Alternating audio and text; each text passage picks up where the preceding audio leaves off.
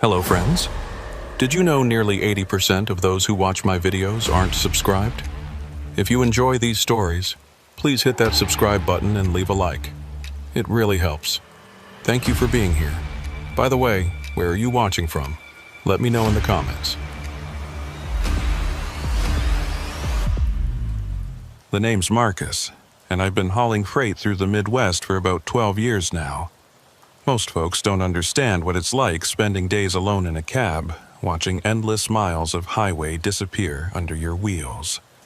Chicago runs were always my bread and butter. Good pay, predictable routes, and usually straightforward deliveries.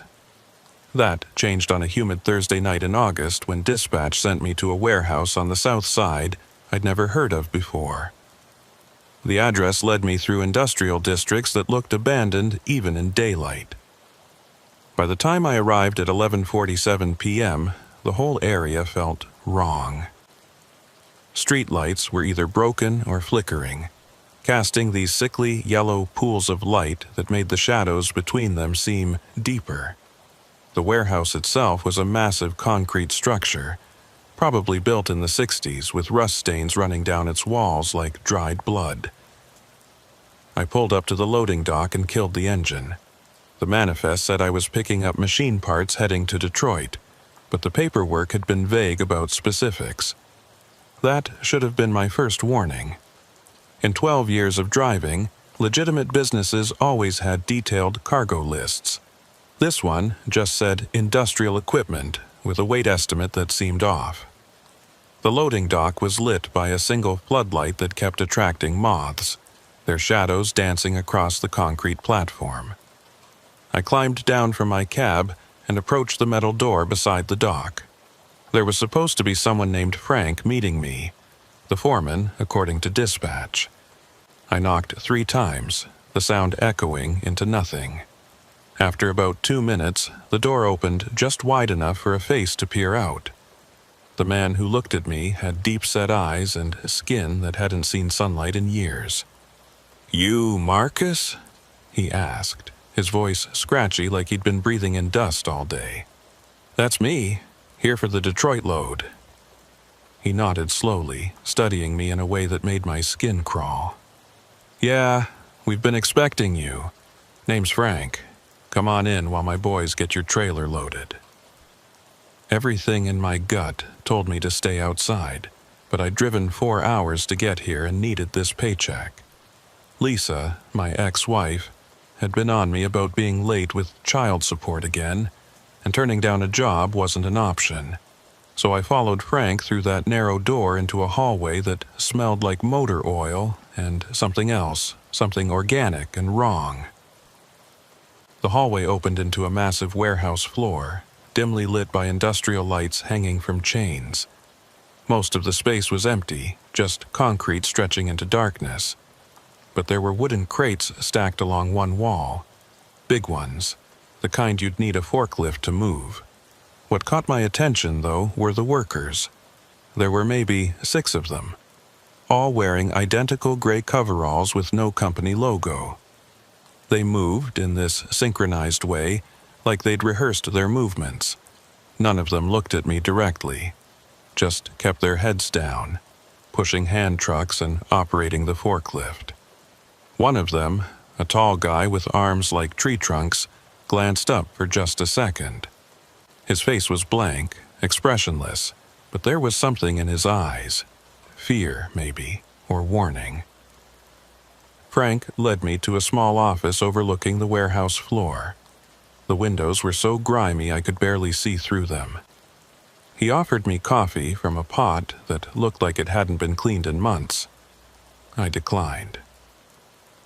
"Paperwork," he said, sliding a clipboard across the desk. "Standard stuff. You acknowledge receipt of cargo, agree to delivery terms, the usual."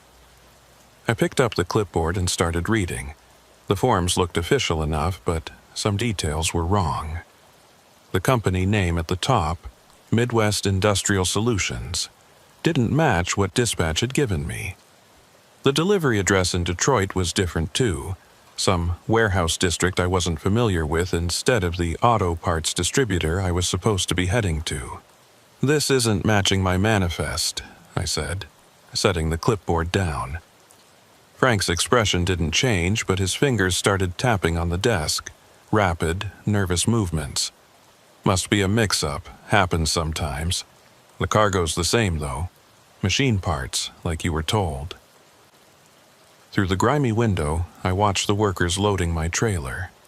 They were moving fast, too fast, like they wanted to get done and get out. One of them, a younger guy who couldn't have been more than 20, kept looking toward the office, then quickly away when he saw me watching. "What kind of machine parts exactly?" I asked.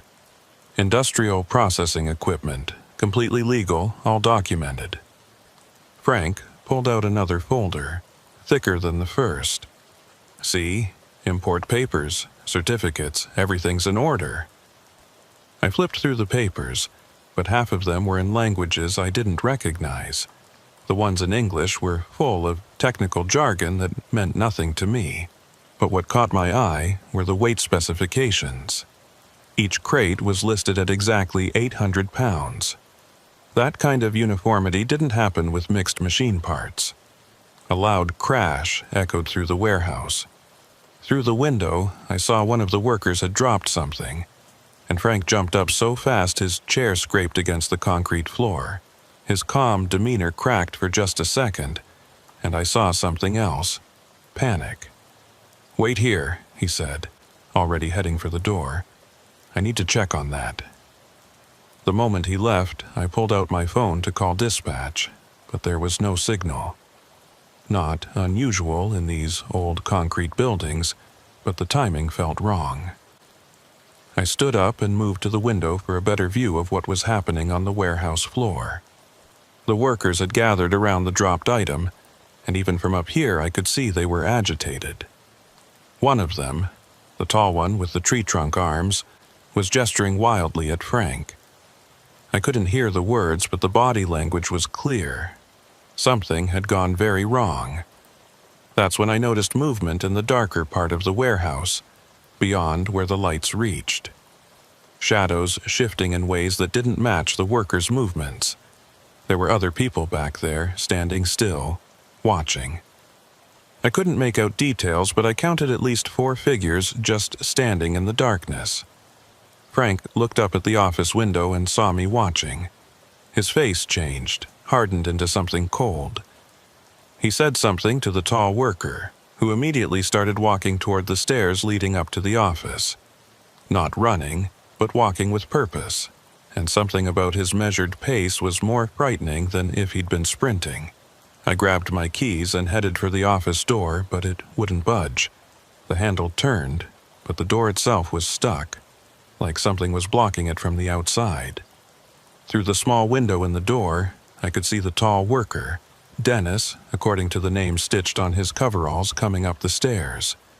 His face was still blank, but his hands were clenched into fists. The window. It was my only option. These old industrial windows were designed to open for ventilation, and I yanked on the rusted latch until it gave way with a screech. The window swung open, and cool night air flooded in along with the sounds from below. Voices now, urgent and angry. Dennis was at the door, trying the handle. When it didn't open immediately, he stepped back, and I knew he was about to kick it in. The office was on the 2nd floor, about 15 feet up, with nothing but concrete below. But staying meant finding out what Frank and his crew really wanted, and every instinct I'd developed in 12 years of driving was screaming that it wasn't good. I climbed through the window just as the door exploded inward. Dennis rushed in, his eyes scanning the room, then locking onto me half out of the window. For a second, we just stared at each other, and in that moment, I saw something in his expression change. A flicker of something. Maybe regret, maybe relief that I was escaping. "Go," he said, so quietly I almost didn't hear it. Now. I didn't need to be told twice. I dropped from the window, hitting the concrete hard. Pain shot through my ankles, but adrenaline kept me moving. My truck was only 50 yards away, but it felt like miles.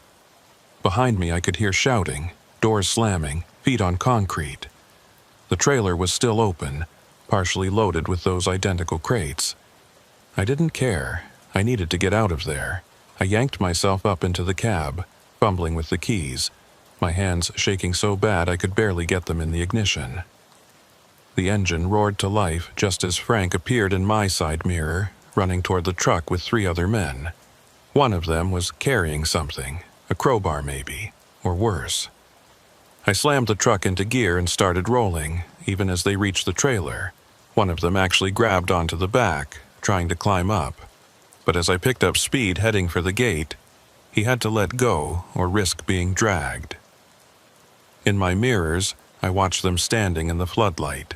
Frank pulling out a phone, probably calling whoever was really in charge of this operation. The gate was closed, of course. A chain-link fence with a padlock, but I had 40,000 pounds of truck and whatever they'd loaded in my trailer. I barely slowed down, crashing through it in a shower of sparks and twisted metal. The truck lurched, the trailer fishtailed, but I kept control, muscling it onto the street. I drove for 3 miles before I felt safe enough to pull over and check the damage. The front bumper was dented, the paint scraped, but nothing mechanical seemed broken. I walked back to the trailer, my legs still shaking, and looked inside. 5 crates, all identical, all sealed tight. Whatever was in them, it wasn't machine parts. The weight distribution was all wrong, and there was a smell coming from them. Chemical, sharp, like cleaning products mixed with something else. Each crate had a small vent on the side, covered with mesh, like whatever was inside needed air. I stood there in the empty parking lot of a closed gas station, staring at those crates in my trailer, while my hands finally stopped shaking. The smart thing would have been to call the police right then, but I needed to think. Whatever was in those crates, Frank and his crew had been desperate to load them onto my truck. And now I had their cargo, which meant they'd be looking for me. I climbed back into the cab and started driving, taking random turns through the industrial district to make sure nobody was following. The streets were empty except for the occasional security light and a few stray cats darting between dumpsters. After about 20 minutes of circling, I pulled into a 24-hour truck stop off Interstate 94. The bright lights and presence of other truckers made me feel safer, even though I knew it was temporary. I parked between 2 other rigs and sat there for a moment, trying to process what had just happened. The clock on my dashboard read 1:23 a.m. In my 12 years of driving, I'd dealt with sketchy customers, dangerous loads, and more than my share of close calls. But this was different. This felt organized, deliberate, like I'd stumbled into something much bigger than a simple cargo theft. My phone finally had signal, and I thought about calling dispatch. But what would I tell them? That I'd run from a warehouse with half a load because the workers looked scary. They'd think I'd lost my mind. Or worse, they might be in on it. The whole job had come through dispatch after all. Instead, I called Tommy, an old friend who'd been driving these routes for 25 years. If anyone would know what to do, it would be him. The phone rang 4 times before his gruff voice answered. "Marcus? Hell, man, it's almost 2 in the morning. Tommy, I need your help. Something's not right with this load I picked up." I could hear him sitting up in bed, suddenly alert. "Where are you?" "Truck stop off 94. South side pickup went bad. Real bad. Stay put. I'm 15 minutes out. Don't talk to anyone. Don't open that trailer and keep your doors locked." While I waited, I kept watching the mirrors, expecting to see Frank's crew pull into the lot any second. Every set of headlights that swept across the parking lot made my pulse spike. A few other truckers walked past, heading into the stop for coffee or a shower, completely oblivious to what I was carrying. Tommy's rig pulled in exactly 14 minutes later, a beat-up Kenworth that had seen better days but ran like a dream. He parked next to me and climbed down, all 6'4" of him, wearing jeans and a flannel shirt he'd obviously just thrown on. His gray beard was wild from sleep, but his eyes were sharp and concerned. "Show me," he said simply. I led him around to the back of my trailer, checking over my shoulder constantly. When I opened the doors, that chemical smell hit us both immediately. Tommy's nose wrinkled, and he pulled out a small flashlight from his pocket. "Jesus Christ, Marcus, you know what this smells like?" I shook my head. Formaldehyde, mixed with something else, but definitely formaldehyde. He climbed up into the trailer, examining the crates more closely. "These vents, this is how you transport something that needs preservation but can't be frozen." My stomach dropped. "You mean like medical specimens maybe, or something worse?" He jumped down, his face grim. "You said the pickup went bad. Tell me everything." I ran through the whole story. Frank, Dennis, the workers in gray coveralls, the figures in the shadows, the office window escape. Tommy listened without interrupting, but I could see his jaw clenching tighter with each detail. "Marcus, you need to listen very carefully," he said when I finished. "There have been rumors for months about organ trafficking through Chicago, truckers disappearing with refrigerated loads, bodies found weeks later missing parts. The FBI's been sniffing around, but nothing solid." "Organs? You think these crates have human organs?" "I don't know what's in them, and we're not going to find out. You're going to call 911 right now, report a suspicious load, and let them handle it. But first, we need to make sure you're safe." Before I could respond, my phone buzzed. Unknown number. Against my better judgment, I answered it. "Marcus." It was Frank's voice, calm, but with an edge that hadn't been there before. "You have something that belongs to us. I don't know what you're talking about." "Don't be stupid. We know where you are. That truck, stop off 94, right? Nice choice. Public, well-lit, lots of witnesses. Smart thinking." I looked around frantically but couldn't spot anyone watching us. Tommy must have seen my panic because he pulled out his own phone and started dialing. "Here's what's going to happen," Frank continued. "You're going to drive that trailer to a new address I'm about to give you. You're going to leave it there, keys in the ignition, and walk away. You do that and we forget this whole thing happened. You don't and things get complicated. I'm calling the police." "No, you're not. Because if you do, they'll find evidence in your cab linking you to some very serious crimes. Evidence we planted while you were in my office. Check under your passenger seat if you don't believe me." My blood went cold. I climbed back into the cab, Tommy following, and reached under the passenger seat. My fingers found a plastic bag taped to the underside. Inside was a small pistol and what looked like several bloody ID cards. "Found it?" Frank asked. "That gun was used in 3 murders last month. Your fingerprints are all over it now. The IDs belong to missing persons. How do you think that'll look to the police?" Tommy grabbed the phone from me. "This is Thomas Rodriguez. I'm with Marcus, and we've already called the state police. They're en route. You want to add threatening a witness to your charges?" There was silence on the other end. Then Frank laughed. It was a cold, humorless sound. "Rodriguez, I should have known you'd get involved. Always sticking your nose where it doesn't belong." "I know who you are, Frank Morrison," Tommy said, and I saw something change in his expression. "Yeah, that's right. I know exactly who you are. What you did to those drivers in Indianapolis. What you're running through Chicago. And I know you're not the one really in charge." More silence. Then Frank's voice came back. Different now. Worried. "You don't know what you're dealing with, old man." "I know enough. I know your boss doesn't like attention. I know the feds are already watching 3 of your warehouses. And I know that if anything happens to Marcus or me, There's an envelope with names, dates, and locations that goes straight to the FBI field office. This was news to me, but I kept my mouth shut. Tommy was bluffing, or maybe he wasn't. With him, you could never tell. "You're making a mistake," Frank said. "No, you made the mistake when you tried to use my friend as a mule. Here's what's really going to happen.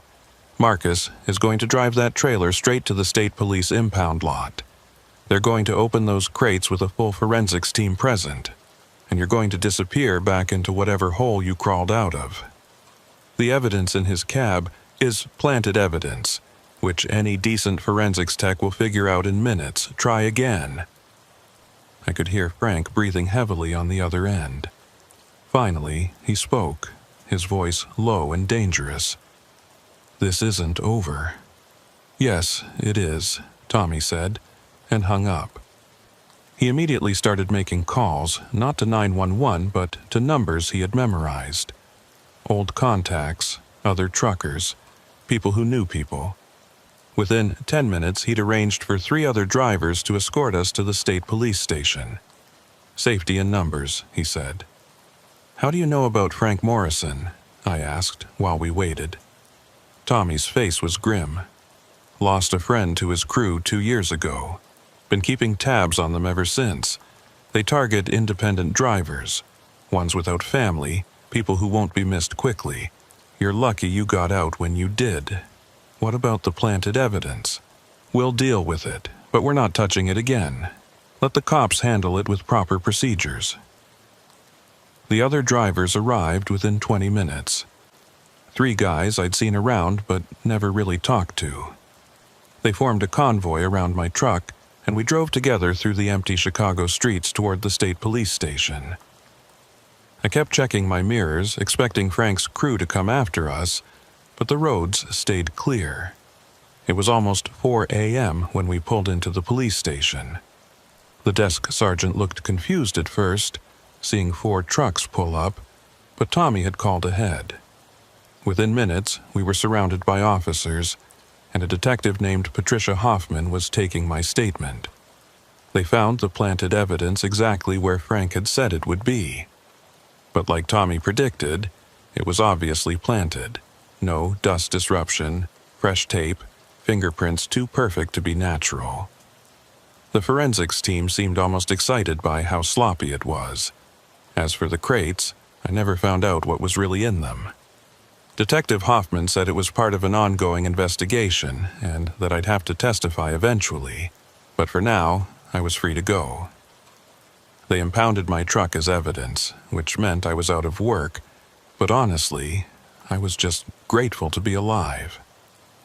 Tommy drove me home in his truck as the sun was coming up, painting the Chicago skyline in shades of orange and pink. We didn't talk much, both of us processing what had happened. "You saved my life," I finally said as he pulled up to my apartment. "You saved your own life when you jumped out that window," he replied. "I just helped with the cleanup." The next 3 weeks were hell. I couldn't work because my truck was still impounded as evidence. The company I'd been contracting for dropped me like a hot potato, said I was too much of a liability. Bills started piling up, and Lisa was calling about the child support again. But worse than all of that was the waiting. Waiting for Frank and his crew to come after me. Waiting for the other shoe to drop. Detective Hoffman called me in for follow-up interviews twice. Each time, she looked more tired, more frustrated. The investigation wasn't going well, she admitted. The warehouse I'd gone to was empty when they'd raided it 12 hours after my escape. Completely cleaned out. No workers, no equipment, no trace of Frank Morrison or anyone else. Even the office I'd been locked in had been stripped down to the concrete walls. "It's like they were never there," she said during our second meeting, sliding a folder across the table to me. "These are the only things we found." Inside were photos of the warehouse, empty and echoing. But in one corner, barely visible, was something that made my skin crawl, scratch marks on the concrete floor, like something heavy had been dragged repeatedly. Or someone. The crates from your trailer, Hoffman continued, contained medical equipment. Legitimate medical equipment according to our forensics team, surgical tools, preservation chemicals, portable refrigeration units. All of it legal to transport, all of it with forged but convincing documentation. But Tommy said the smell was formaldehyde. It was, used for preserving medical specimens. The equipment could be used for legitimate purposes, or... She let the sentence hang. We both knew what the "or" implied. So, you've got nothing. I wouldn't say nothing. We've connected this to similar incidents in Milwaukee, Detroit, and Cleveland. Same pattern. Truckers approached for rushed nighttime pickups, suspicious cargo, and when things go wrong, everything disappears within hours. She pulled out another photo, this one of a man I didn't recognize. Heavy set, balding, with eyes that looked dead even in the driver's license photo. Carl Brennan, she said.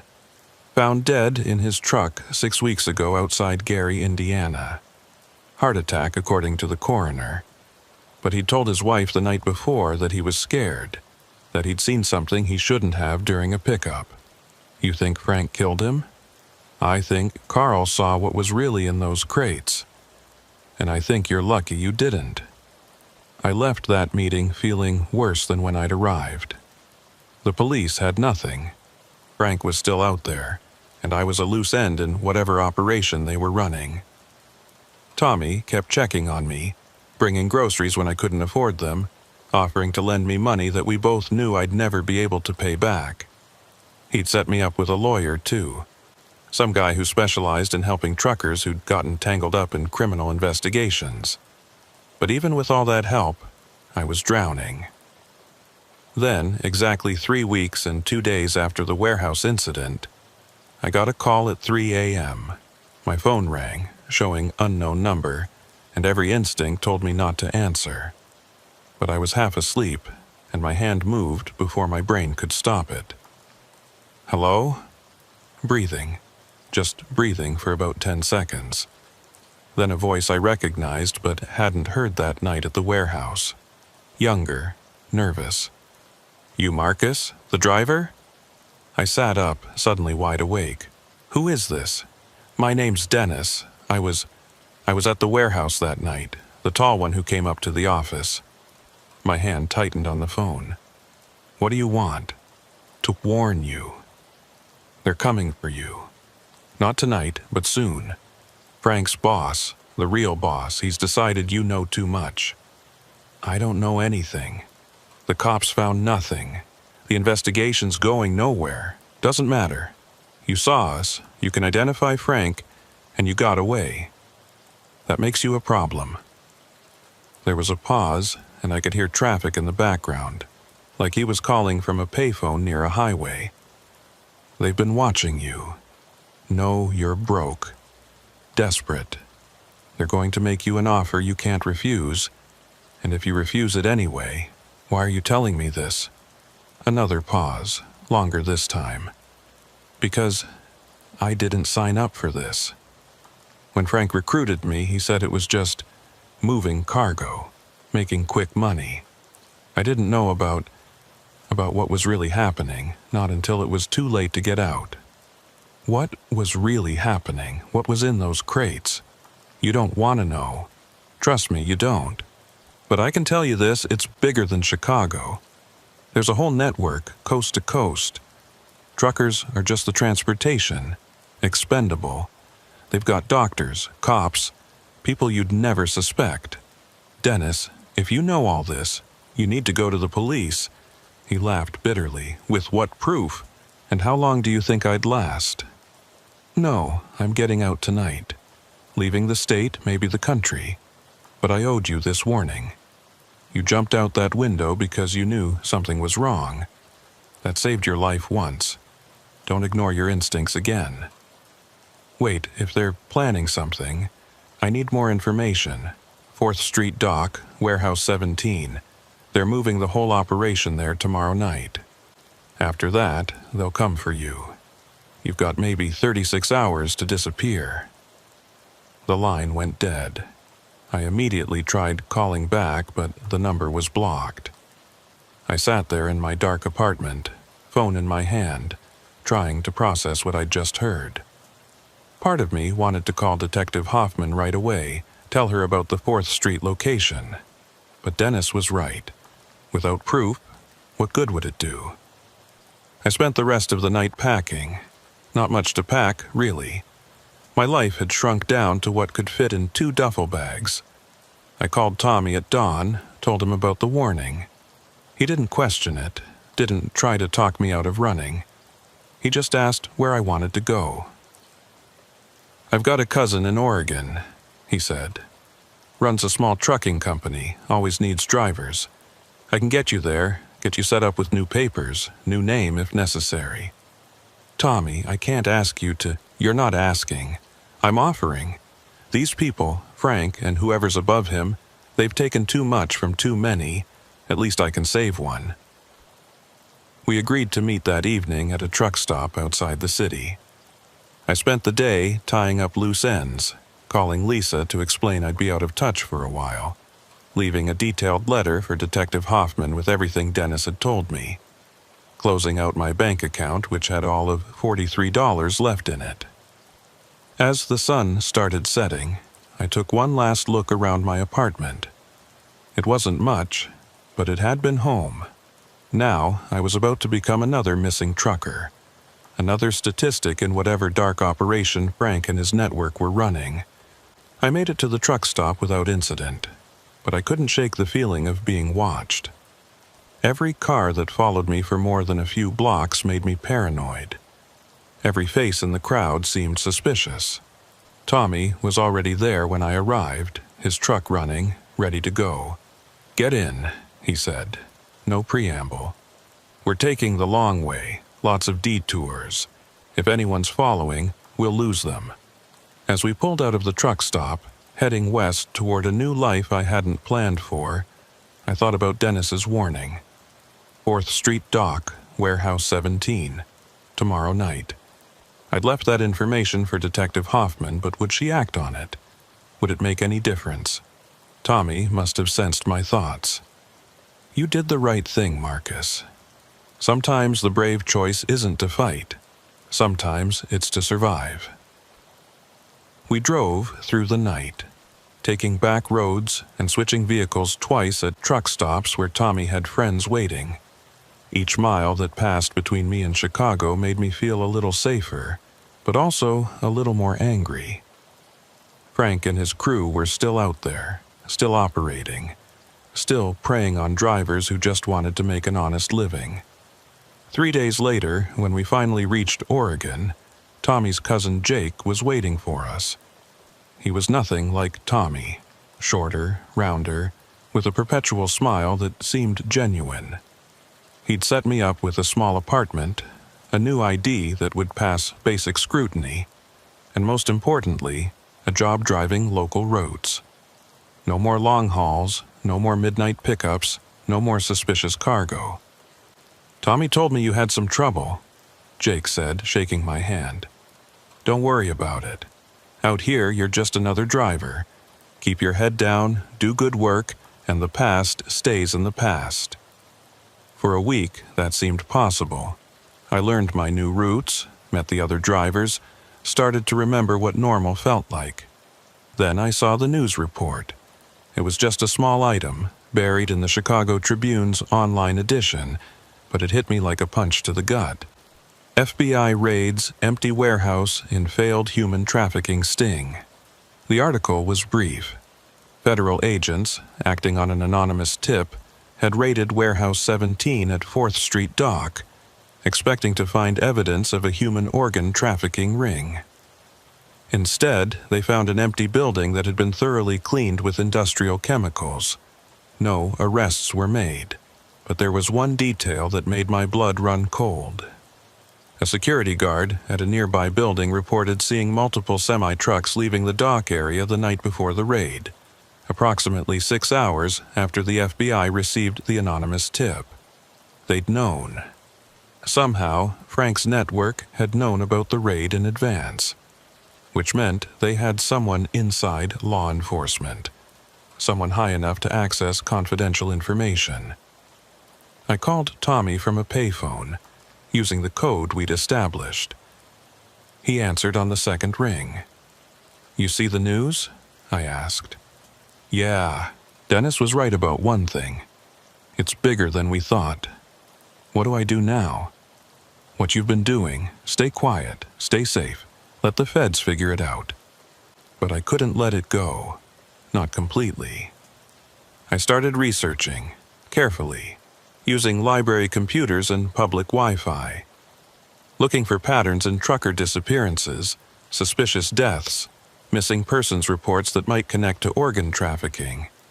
What I found was terrifying in its scope. Over the next 6 months, I documented everything I could find. 17 truckers had gone missing along routes between Chicago and Detroit in the past 2 years. 8 more between Chicago and Milwaukee. All independent operators, all running refrigerated loads, all vanishing without a trace. Their trucks would turn up days or weeks later, always stripped clean, always wiped down with industrial chemicals that destroyed any forensic evidence. But it was the pattern of organ shortage reports that really connected the dots. Every time a cluster of trucker disappearances happened, organ availability in certain private medical facilities would spike 2 to 3 weeks later.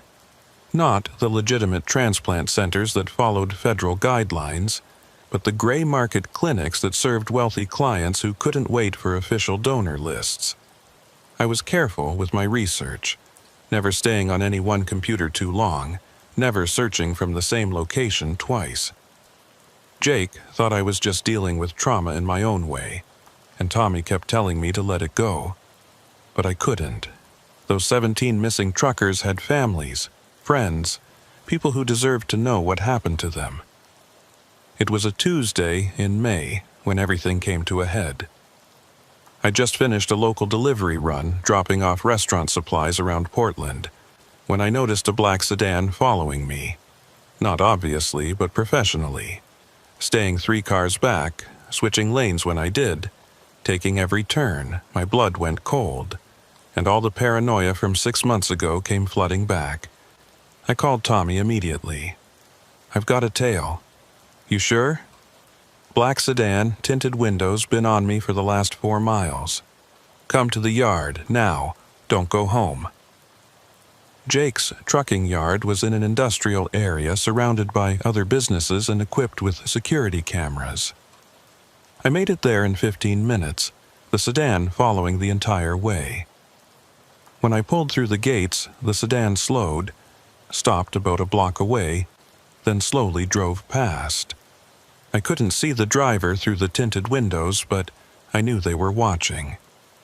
Tommy was waiting for me, along with Jake and 3 other drivers I'd gotten to know over the months. They looked grim, ready for trouble. "Could be nothing," Jake said, but his hand was resting on the baseball bat he kept in his office. "It's not nothing," I said. "They found me." We waited 2 hours, but the sedan didn't come back. Finally, as the sun was setting, Tommy made a decision. "We're getting you out of here, tonight. I know a guy in Canada, completely off the grid. You can lay low there until we figure out what's happening." But as we were loading my few belongings into Tommy's truck, my phone rang. It was Detective Hoffman's number. "Marcus? Thank God. Listen, you need to know something. Frank Morrison was found dead this morning." My knees almost buckled. "What? How?" "Execution style, 2 bullets to the head. His body was dumped at that warehouse you escaped from. Marcus." There was a note pinned to his chest. It had your current alias and location on it. The blood drained from my face. Frank was dead, and someone wanted me to know about it. Someone who knew exactly where I was. "Detective, what's going on?" "Internal war. That's our best guess. Frank was middle management and he failed to contain the situation with you. His bosses cleaned house. But Marcus, If they know where you are, they're already here. I had a tail today. Get out, now. Don't go to the police. Don't trust anyone you don't know personally. This goes higher than we thought. There's corruption in multiple departments. I shouldn't even be calling you, but I couldn't let you get blindsided. She hung up before I could respond. I looked at Tommy and Jake, both of whom had heard enough to understand the situation. Canada's not far enough, Tommy said quietly. If they've got people in the FBI, they've got reach everywhere. That's when we heard it. Engines, multiple vehicles approaching the yard. Through the gate, I could see 3 black SUVs pulling up, blocking the entrance. Men in dark clothes getting out, not rushing, just positioning themselves strategically. Back door, Jake said immediately. Through the maintenance shop. We ran, all of us, abandoning any pretense of normal. The maintenance shop connected to an alley that led to the next street over. Behind us, I could hear car doors slamming, voices shouting commands. They weren't trying to be subtle anymore. Jake had an old pickup truck parked in the alley, keys always in it for emergencies. We piled in, me, Tommy, Jake, and 2 other drivers named Robert and Paul. Jake gunned it, tires squealing as we tore out of the alley just as the first pursuers rounded the corner of the building. Where? Jake asked, taking corners at dangerous speeds. Airport, Tommy said. It's public, cameras everywhere. They won't try anything there. But I knew better. These people had killed Frank Morrison and dumped his body as a message. They weren't afraid of cameras or witnesses anymore. No, I said. The FBI field office. Detective Hoffman said not to trust local police, but the FBI is our only shot. Jake nodded and changed direction, heading downtown. In the mirrors, I could see headlights following. Not close, but persistent. They knew where we were going and didn't seem concerned about it. This is wrong, Paul said, voicing what we were all thinking. If they're not worried about the FBI, then they've got someone inside, Tommy finished. But what choice do we have? My phone rang again. Unknown number. I almost didn't answer, but something made me pick up. Marcus. The voice was cultured, calm, nothing like Frank's rough edges. Or should I say your current alias? Doesn't matter. What matters is that you've caused us considerable inconvenience. Who is this? Someone who's offering you a final chance at a resolution. Frank Morrison was a fool who exceeded his authority. His threats, his methods, all unsanctioned. We're not unreasonable people, Marcus. We're businessmen. Businessmen who traffic in human organs. A pause. We provide a service to those who can afford it. Supply and demand, nothing more. You stumbled into something you shouldn't have, but that's Frank's fault, not yours. We're prepared to compensate you for your trouble. Significantly. I don't want your money. $500,000, cash. All you have to do is forget everything you've seen, everything you think you know. Stop your research, stop talking to law enforcement, and disappear. We'll even help with that part.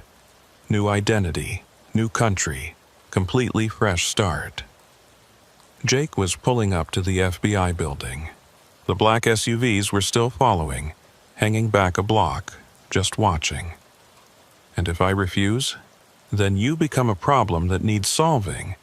And we're very good at solving problems, Marcus. Ask Frank Morrison. Oh, wait, you can't.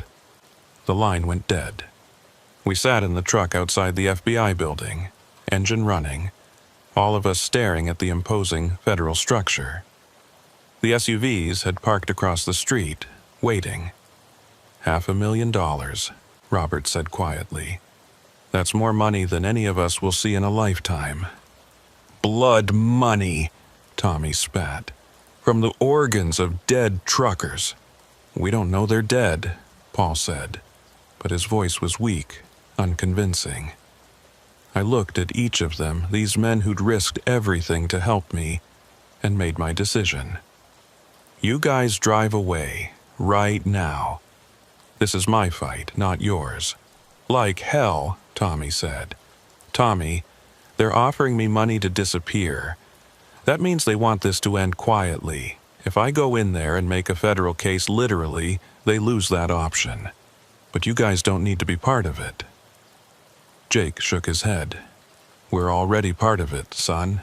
The moment we helped you, we became witnesses. I knew he was right. We all got out together, walking toward the FBI building as a group. The men in the SUVs watched but didn't move, not yet. The federal building's lobby was bright, sterile, with metal detectors and armed guards. We must have looked like quite a sight. 5 truckers, sweaty and scared, demanding to speak to someone about organ trafficking and murder. But Detective Hoffman had called ahead. An agent named Mitchell was waiting for us. What followed were 3 days of interviews, protective custody, and revelations that went deeper than any of us had imagined. The network wasn't just trafficking organs. They were running an entire black market medical system. Wealthy clients would order specific organs, and the network would find donors that matched. Sometimes they were homeless people who wouldn't be missed. Sometimes they were travelers passing through. And sometimes they were truckers carrying refrigerated loads that could hide the evidence. Frank Morrison had been middle management, just as Hoffman suspected. Above him was a structure that included doctors, hospital administrators, even organ transport coordinators at legitimate facilities. They'd been operating for at least 5 years, spreading across 12 states, generating hundreds of millions in profit. My testimony, combined with the evidence I'd gathered over 6 months of careful research, gave the FBI enough to launch Operation Cold Chain. It would become one of the largest medical fraud and human trafficking investigations in U.S. history. Over the next year, they arrested 47 people, including 3 prominent surgeons and a state health department official. But the man who called me that night, the calm voice who offered me $500,000 to disappear, they never found him. The investigation revealed he was known only as the coordinator, and every trail led to dead ends and shell companies registered in countries with no extradition treaties. I testified in 8 different trials, always under heavy protection. Tommy, Jake, and the others had to relocate too, their lives upended because they'd chosen to help me. The guilt from that still keeps me awake some nights. It's been 3 years now since that night at the warehouse. I don't drive trucks anymore. The FBI helped me get a new career, a new life in a place I can't mention. But sometimes I dream about it. The empty warehouse, Frank's desperate face, Dennis warning me to run. The 17 missing truckers who were never found. The official story is that Operation Cold Chain was a success, that the network was dismantled. But I know better. I still monitor trucker forums, still track disappearances, still see the patterns. They're more careful now, more subtle, but they're still out there. The coordinator is still out there. Every time I see a semi on the highway, especially the refrigerated ones, I think about the drivers. Are they safe? Do they know what they might be carrying? Do they have someone like Tommy watching their backs? I survived because I listened to my instincts, because I jumped out that window when every rational thought said to stay put and play along. But 17 others didn't get that chance. Their families got closed casket funerals with official explanations about highway accidents and heart attacks. Only a few of us know the truth about what really happened to them. Sometimes reporters call, wanting to write books or make documentaries about Operation Cold Chain. I always decline, not because I'm afraid anymore, but because the story isn't over. Somewhere out there, in a warehouse just like the one I escaped from, someone is loading mysterious crates onto another trucker's rig, And that trucker has no idea that their life is about to change forever, if they're lucky enough to keep it at all. The real horror isn't what happened to me that night in Chicago. It's knowing that it's still happening, right now, to someone else. And there's nothing I can do to stop it. I still keep in touch with Tommy, though we're careful about how we communicate. He's retired now, living somewhere warm, trying to forget. But I know he monitors the forums too, watches for patterns, warns drivers when he can. We're the survivors of something that officially doesn't exist anymore. Witnesses to a darkness that runs deeper than anyone wants to admit. That's my story. Every word of it true, though you'll never find official confirmation. The FBI made sure of that. Too much panic, they said, if people knew how extensive it really was. Better to let everyone think it's over, that the bad guys were caught, that the highways are safe. But if you're a trucker reading this, especially if you haul refrigerated loads, remember what happened to me. Trust your instincts. If a pickup feels wrong, if the warehouse looks abandoned, if the workers won't meet your eyes, get out. Don't worry about the job, the money, the consequences. Just get out. Because somewhere in Chicago, or Detroit, or any city with desperate people in dark corners, there's another Frank Morrison waiting with another warehouse full of secrets. And the next driver who walks through those doors might not be lucky enough to find an open window. My name is Cornelius, though most folks just call me Neil. I've been driving 18-wheelers for nearly 20 years, and in all that time, I thought I'd seen everything the road could throw at me. Ice storms, jackknife trailers, highway robberies, you name it, I'd survived it. But what happened during that blizzard in February just outside Chicago still makes my hands shake when I think about it. I was hauling a load of pharmaceutical supplies from a distribution center in Indianapolis to a hospital network in Chicago. Time-sensitive stuff, antibiotics, insulin, vaccines that needed to stay refrigerated. The kind of cargo that couldn't wait for better weather. The forecast had called for snow, maybe 6 to 8 inches, but nothing I hadn't handled before. By the time I hit Interstate 65 heading north, though, it was clear the weathermen had gotten it wrong again. The snow was coming down sideways, these thick, heavy flakes that stuck to everything immediately. My windshield wipers were working overtime, and even with the defroster on full blast, ice kept building up on the edges of the glass. The temperature had dropped 15 degrees in the last hour, turning what should have been manageable snow into a full-scale blizzard. I was about 40 miles south of Chicago, near Crown Point, when things went from bad to worse. The wind picked up to what had to be 50 miles per hour, gusting even higher, pushing my trailer around like it was made of cardboard instead of steel. I could feel the whole rig swaying, that sick sensation when you know you're right on the edge of losing control. The smart thing would have been to pull off at the next exit, find a truck stop, and wait it out. But the next exit was 8 miles away according to my GPS, and visibility was dropping fast. I was down to maybe 20 feet, just following the barely visible taillights of a car ahead of me, hoping they knew where they were going. That's when it happened. A gust of wind, stronger than the others, caught my trailer at just the wrong angle. I felt the back end start to slide, that helpless feeling when 80,000 pounds of truck and cargo decides to go its own way. I turned into the skid, trying to correct it, but the ice underneath gave me nothing to work with. The trailer kept sliding, jackknifing slowly but inevitably. The car ahead of me disappeared into the white void. I pumped the brakes, fighting for any kind of traction, but it was like driving on glass covered in oil. The truck spun almost gracefully like some massive ballet dancer until I was facing the wrong direction on the interstate. Then the momentum caught up, and the whole rig tipped. The crash was almost peaceful in a way, Everything went into slow motion as the truck rolled onto its right side, sliding along the icy pavement in a shower of sparks and screaming metal. The windshield exploded inward, pelting me with safety glass and snow. My coffee mug, which had been in the cup holder for the last 100 miles, flew past my head and shattered against the sleeper compartment wall. When everything finally stopped moving, I was hanging sideways in my seatbelt, looking down at the passenger door, which was now flat against the pavement.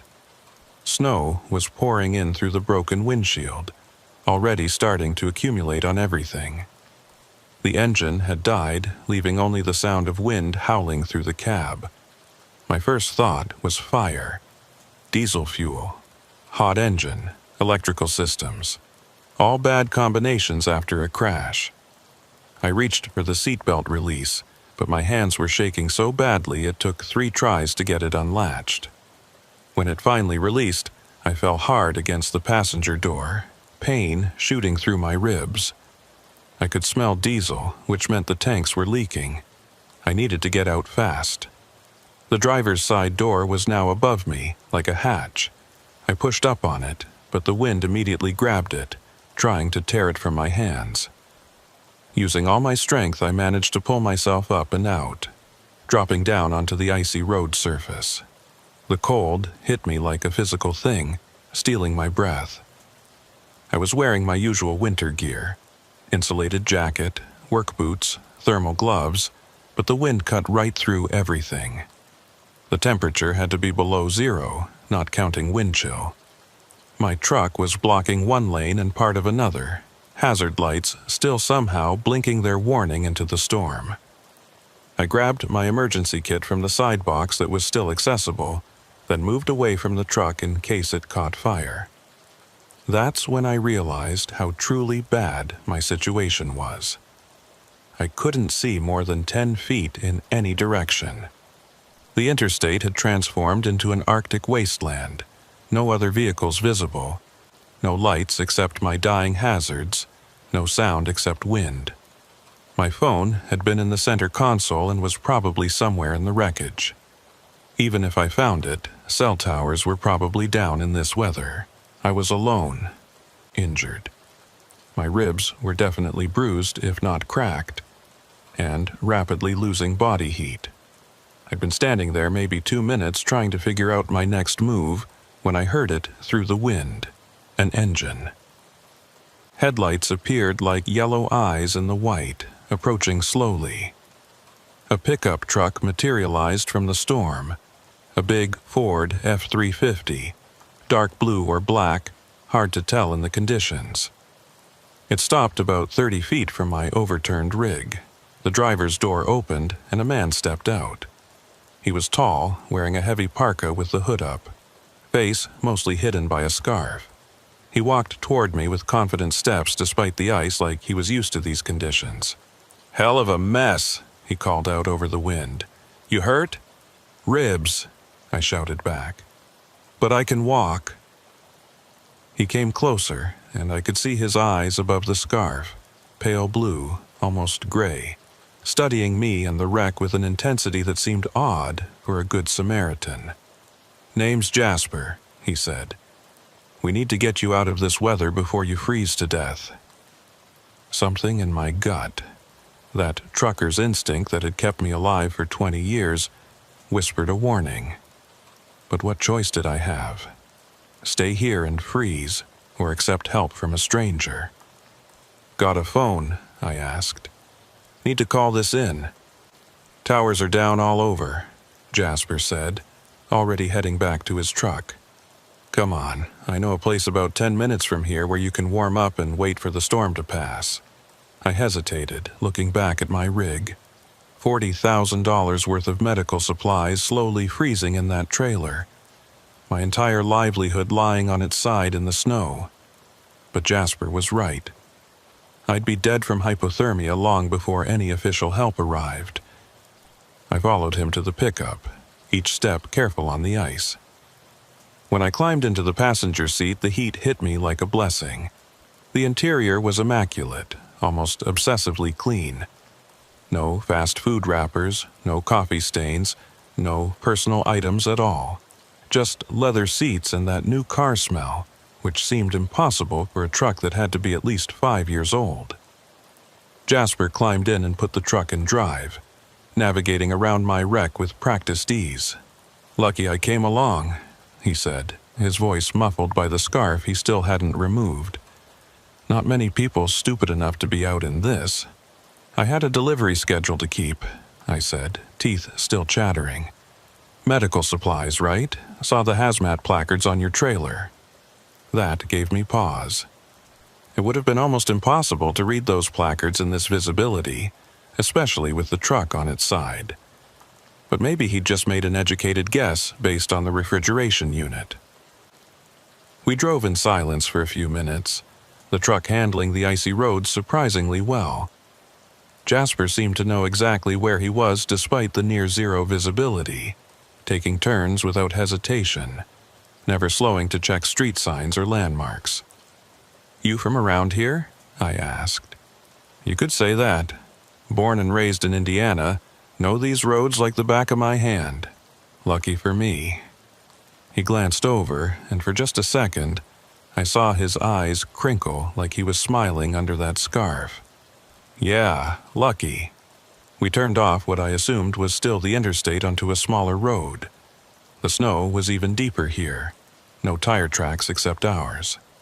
The trees pressed in close on both sides, their branches heavy with white, creating a tunnel effect that made the darkness even more oppressive. "Where exactly are we going?" I asked, that uneasy feeling growing stronger. "Friend of mine has a hunting cabin not far from here. Got a generator, wood stove, everything you need to ride out a storm like this. He won't mind us using it." "Maybe we should just head to the nearest town instead." "Nearest town is Lowell, and it's 15 miles in the opposite direction. You really want to risk that in this weather?" He had a point, but something was off. The way he drove with such confidence in zero visibility, the way he'd appeared so quickly after my crash, the complete absence of any personal touches in his supposedly well-used truck. "Actually," I said, trying to keep my voice casual, "if you could just drop me at the next gas station or anywhere with people, that would be great." Jasper didn't respond immediately. When he did, his tone had changed slightly, still friendly but with an edge underneath. "No gas stations out this way. Besides, you're hypothermic whether you realize it or not.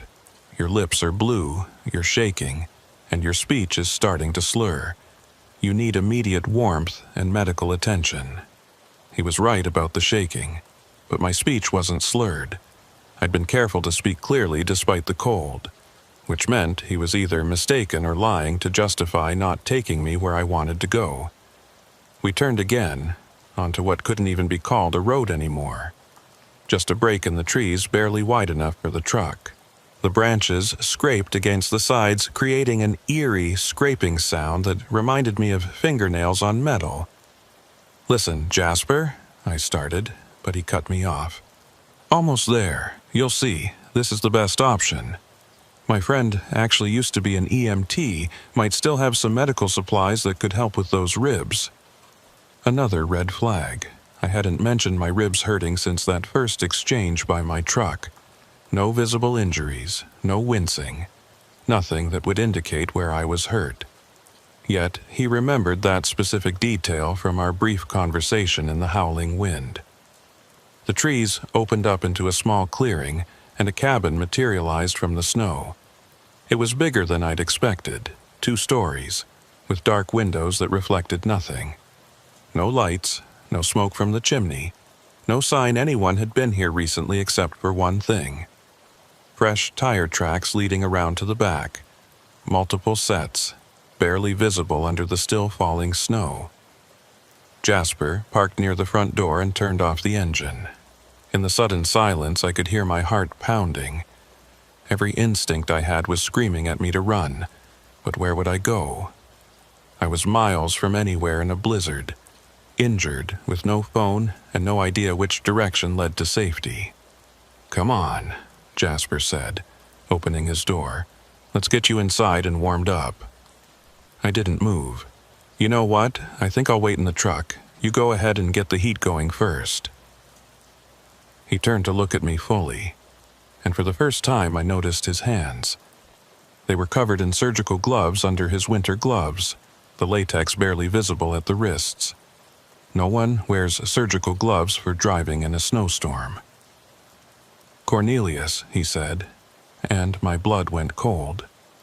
I hadn't told him my name. "Don't make this difficult.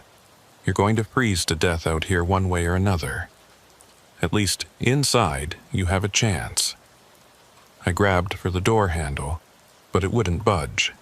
Child locks, I realized. He'd activated the child locks. Panic rose in my throat as Jasper calmly got out and walked around to my side of the truck. He opened my door from the outside, and the cold rushed in again. "Please," he said, and now he sounded almost sad. "I really was trying to help at first, but you've seen too much, noticed too much.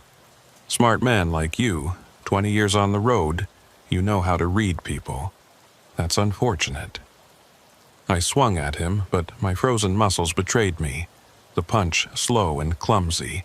He easily stepped aside, then grabbed my jacket and pulled me from the truck. I hit the snow hard, my injured ribs screaming in protest.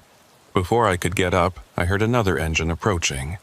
2 more vehicles emerged from the storm, a van and another pickup. People got out, dark shapes against the white moving toward us with purpose. One of them was carrying something that looked like a medical bag. "Jasper," one of them called out. A woman's voice. "This him?" "Yeah, crashed right where Hiram said he would." Hiram, another person involved. This hadn't been a random rescue. They'd known I was coming, known I would crash. But how? The woman knelt beside me in the snow. Even through my pain and fear, I noticed she was wearing scrubs under her winter coat. "Mr. Cornelius," she said, her voice professionally calm. "You've been in an accident. You're in shock. We're here to help." "No," I managed, trying to crawl away. "You're not. This isn't." "Hypothermia causes confusion, paranoia," she continued, speaking to the others now as if giving a medical presentation. "He doesn't know what he's saying." More hands grabbed me, lifting me despite my struggles. They were all wearing medical gloves, I realized, every single one of them. They carried me toward the cabin, and as we got closer, I could see through one of the windows. Light inside, from battery-powered lanterns, and equipment, medical equipment. An IV stand, monitors, things that had no business being in a hunting cabin. "Please," I tried again. "People know where I am. The trucking company has GPS on the rig." "Your company's GPS showed you stopped for the mandatory rest period at the Love's truck stop in Remington," Jasper said conversationally. "You've been off the grid for the last 2 hours. Terrible weather after all. Lots of accidents tonight. Lots of missing people who won't be found until the snow melts." They carried me through the door into warmth that should have been welcome but felt like walking into a trap. The main room had been converted into something between a field hospital and a laboratory. Plastic sheeting on the floors, surgical lights powered by humming generators, and that smell, antiseptic mixed with something else, something that made my stomach turn. They set me down on what looked like a modified gurney, and immediately the woman in scrubs started checking my vitals. Her movements were professional, practiced, but there was something mechanical about them, like she was going through motions she'd done too many times before. "Blood pressure's elevated," she announced. "Pulse is rapid, possible internal bleeding from the crash." "I'm fine," I said, trying to sit up, but Jasper placed a firm hand on my shoulder. "Let Dr. Morrison examine you," he said. "She's very good at what she does." Morrison. The name hit me like ice water. I'd heard that name before on the CB radio, whispered conversations at truck stops. Drivers talking about someone named Morrison who was supposedly involved in those organ trafficking rumors that had been circulating for years, but those were just stories, urban legends truckers told to pass the time, weren't they? Your pupils are dilated, Dr. Morrison continued, shining a penlight in my eyes. Possible concussion. We should run a full panel. A full panel? I asked. In a cabin in the woods? She smiled, but it didn't reach her eyes. We're better equipped than you might think. Hiram prepped the IV. A younger man, barely out of his 20s from the look of him, wheeled over an IV stand. His hands were shaking slightly as he prepared the needle, and unlike the others, he wouldn't meet my eyes. What's in that? I demanded, trying to pull away, but Jasper and another man held me down. Just saline and something for the pain, Dr. Morrison said soothingly. You've been through trauma. You need fluids. I don't consent to this. This is kidnapping. The needle went in anyway, a sharp prick in my arm, and within seconds I could feel something cold flowing into my veins. Not saline. I'd had IV fluids before after a bad case of food poisoning. This was different, heavier, with a metallic taste that somehow appeared in my mouth. That's it, Dr. Morrison said. Just relax. Let the medication work. My vision started to blur around the edges, but I fought it. 20 years of staying alert through exhaustion, of fighting off sleep during those long hauls, had given me some resistance. I could hear them talking, their voices becoming distant but still audible. Blood type? Someone asked. O negative, Dr. Morrison replied. Universal donor, very valuable. The client in Milwaukee? Still waiting. We'll need to move fast once the storm clears. I tried to process what I was hearing, but my thoughts were becoming syrupy, slow. They were talking about blood types, clients, moving fast. The organ trafficking stories weren't just stories. They were real, and I was about to become part of them. He's fighting it, Hiram said, and I could hear fear in his voice. Should we increase the dose? No, Dr. Morrison said sharply. Too much, and we risk damaging the organs. He's a big man. It'll just take longer. Organs, plural. They weren't just planning to take my blood. They were planning to take everything. I had to stay conscious, had to find a way out. I focused on the pain in my ribs, using it as an anchor to keep from sliding into the darkness. Through my blurred vision, I could see the room more clearly now. There were coolers stacked against one wall, medical-grade ones with biohazard symbols. A chart on another wall with what looked like shipping schedules, routes marked across the Midwest. And then I saw something that made my blood run cold, despite the drugs. In the corner, partially hidden by a curtain, was another gurney. Someone was on it, covered by a sheet, but I could see a foot sticking out. A foot wearing a trucker's boot, just like mine. The other one's ready for transport, someone said, noticing where I was looking. Once this storm clears, we can move both shipments. Other one. Another trucker, probably with a similar story. Broken down or crashed in the storm, rescued by Good Samaritan Jasper, brought here to help. How many times had they done this? How many drivers had disappeared into this cabin in the woods? His eyes are still tracking, Hiram observed nervously. He's still conscious. Dr. Morrison came over and looked down at me, studying my face with clinical detachment. Remarkable constitution, she said. The adrenaline from the crash must be counteracting the sedative. Jasper, tell me again how you found him. Exactly where the scanner said he'd be, Jasper replied. That icy patch at mile marker 247 worked perfectly. Every truck that hits it at highway speed is guaranteed to jackknife. They'd caused my crash. Deliberately iced a section of highway during a storm, knowing truckers would have to maintain speed to keep schedule. It was murder, premeditated and calculated. Did you recover his phone? De Morrison asked. Still in the wreck, probably, but it doesn't matter. The storm will keep anyone from investigating for hours, maybe days. And his company? Small operation out of Fort Wayne. They won't even know he's missing until he fails to deliver tomorrow afternoon. They'd researched me, knew my route, my company, everything. This wasn't random. I'd been selected, targeted, hunted. I tried to speak, to scream, but my mouth wouldn't cooperate. Only a low groan escaped, barely audible over the generator's hum.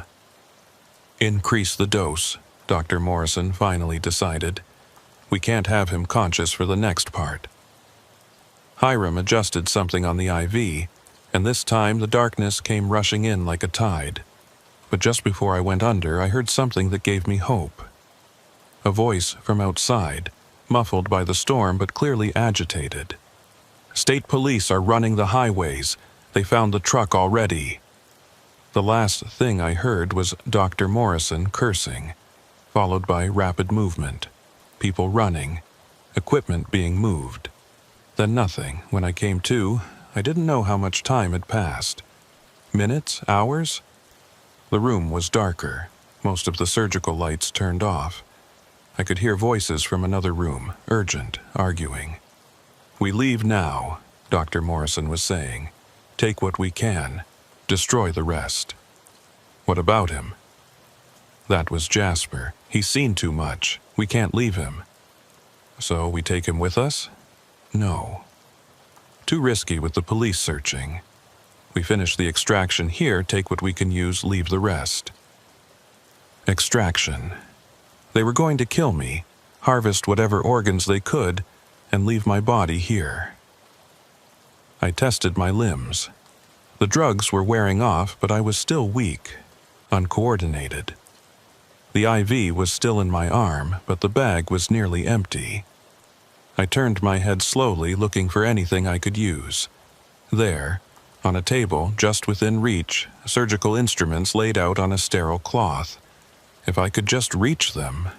The door opened, and Hiram walked in alone.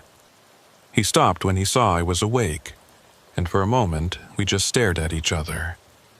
He was young, maybe 22, with the kind of face that belonged in a college classroom, not this house of horrors. "Please," I whispered, my voice barely working. "You don't have to do this." He looked toward the door, then back at me. "I don't have a choice. They have my sister, said they'd kill her if I don't help. We can go to the police together. They'll protect her." "No." He shook his head. "You don't understand. These people are connected. They have cops, judges, doctors, and hospitals. There's nowhere safe. Then help me escape. We'll both run." He was quiet for a long moment, clearly conflicted. Then he moved to the IV and did something I didn't expect. He removed the needle from my arm. "The state police really are coming," he whispered. "Someone found your truck, called it in. They'll be here soon, but not soon enough. Dr. Morrison is going to—" He couldn't finish the sentence. "Help me up." "I can't. They'll know." "Then give me something, anything, a weapon, a phone, something." He looked around frantically, then grabbed something from a medical bag. A scalpel, small but sharp. He pressed it into my hand. "Play dead when they come for you," he whispered. "It might buy you time." Before I could respond, Dr. Morrison's voice called from the other room. "Hiram, prep him for emergency extraction. We have 15 minutes maximum." Hiram squeezed my shoulder once, then called back, "On it." He wheeled over a tray of surgical equipment, his hands shaking as he arranged it. "I'm sorry," he whispered. "I'm so sorry." Dr. Morrison entered, now wearing surgical scrubs and gloves. Jasper was with her, and 2 other men I didn't recognize. They all looked tense, rushed. "Is he under?" she asked Hiram. "Yes," he lied, "completely unconscious." I closed my eyes, forced my breathing to slow, made my body go limp. The scalpel was hidden under my palm, pressed against the gurney. Good. We'll take the kidneys first. They're the most valuable. Then liver, heart if we have time. I felt them moving around me, heard the clink of instruments. Someone started cutting my shirt open. The cold air hit my chest, and it took everything I had not to shiver. "Wait," Jasper said suddenly. "You hear that?" Everyone stopped. In the distance, barely audible over the storm, were sirens. Multiple sirens getting closer. "Damn it," Dr. Morrison hissed. "How did they find us so fast?" "The kid must have talked," one of the men said, and I heard the unmistakable sound of a gun being cocked. "I'll deal with him." "No time," Dr. Morrison said. "Grab the coolers with the preserved specimens. Leave everything else." "What about him?" Jasper asked, meaning me. Dead men tell no tales. I felt someone lean over me, felt breath on my face. This was it. I gripped the scalpel, ready to fight for my life with whatever strength I had left. Then the door exploded inward. "State police! Nobody move!" Chaos erupted. Shouting, running, something crashing to the floor. I opened my eyes to see officers flooding the room, weapons drawn. Dr. Morrison was backing toward the rear door, her hands up but her eyes calculating. Jasper had dropped to his knees immediately, but one of the other men made a run for it. "He's alive!" someone shouted, pointing at me. "We need medics in here now!" A state trooper appeared beside me, young, professional, his hand on his weapon as he scanned for threats. "Sir, are you okay? Can you speak?" "Cornelius," I managed. "My name is Cornelius. They were going to—" "You're safe now," he said. "Medics are coming." I watched them arrest Dr. Morrison, saw the shock on her face when Hiram pointed her out as the leader. He was cooperating, telling them everything, about the other trucker under the sheet, about the operation, about how many others there had been. As real paramedics loaded me onto a proper gurney, I caught Hiram's eye. He was in handcuffs, but there was relief on his face. He'd be going to prison, but his sister would be safe. Sometimes that's the only choice you get, not between good and bad, but between bad and worse. The next several hours blurred together in a haze of emergency rooms, detective interviews, and medical examinations. The real paramedics found 3 cracked ribs, severe hypothermia, and enough sedatives in my system to knock out a horse. The fact that I'd remained conscious at all was, according to the ER doctor, borderline miraculous. Detective Raymond Kruger from the state police stayed with me through most of it. He was a veteran cop, late 50s, with the kind of weathered face that had seen too much but hadn't given up yet. He waited patiently while nurses checked my vitals, then pulled up a chair beside my hospital bed. "Cornelius, I need you to understand something," he said, his voice grave. "What you stumbled into tonight is part of something we've been investigating for 3 years. You're the first survivor who's actually conscious and able to testify." "The first?" I asked, though I already suspected the answer. "We've found 14 bodies in the last 3 years. All truckers, all missing organs. Most were so decomposed by the time we found them that we couldn't determine cause of death. You're the first one we've caught them in the act. 14. 14 drivers who'd never made it home, whose families were probably still wondering what happened. Hiram said they had his sister, I told him, that they forced him to help." Kruger nodded. "We're looking into that. He's cooperating fully, giving us names, locations, everything. Turns out Dr. Morrison, her real name is Dr. Angela Thorne, by the way, has been running this operation across 3 states. She had a legitimate medical license, even worked at Chicago Presbyterian until 2 years ago when she was quietly let go for ethical violations." "And Jasper?" Jasper Whitman, ex-military, dishonorably discharged for black market dealings in Afghanistan. He was their procurer, finding targets, setting traps, doing the dirty work. That ice patch that caused your crash? He spent 2 hours this afternoon spraying water on that exact spot, creating a perfect trap. The calculated nature of it made me sick. While I'd been checking my load, planning my route, these people had been setting up my death trap. The client in Milwaukee they mentioned, I said. We're tracking it down. Hiram gave us a list of regular clients. You'd be horrified how many wealthy people are willing to pay for organs, no questions asked. We're talking state senators, CEOs, people with enough money to bypass the normal transplant lists. A nurse came in to adjust my IV, a real IV this time, with actual saline and antibiotics. I flinched when she approached with the needle, and she gave me a sympathetic look. "It's okay," she said gently. "You're safe here. There's an officer stationed outside your door, and we've got security on high alert." After she left, Kruger continued. "We found something else in that cabin, records going back 5 years. Your company, Cornelius, they were specifically targeting small, independent operations. Drivers who wouldn't have corporate resources looking for them immediately. My dispatcher already contacted. Your load is being recovered and rerouted. Your truck, well, insurance will handle that. But you're alive, and that's what matters."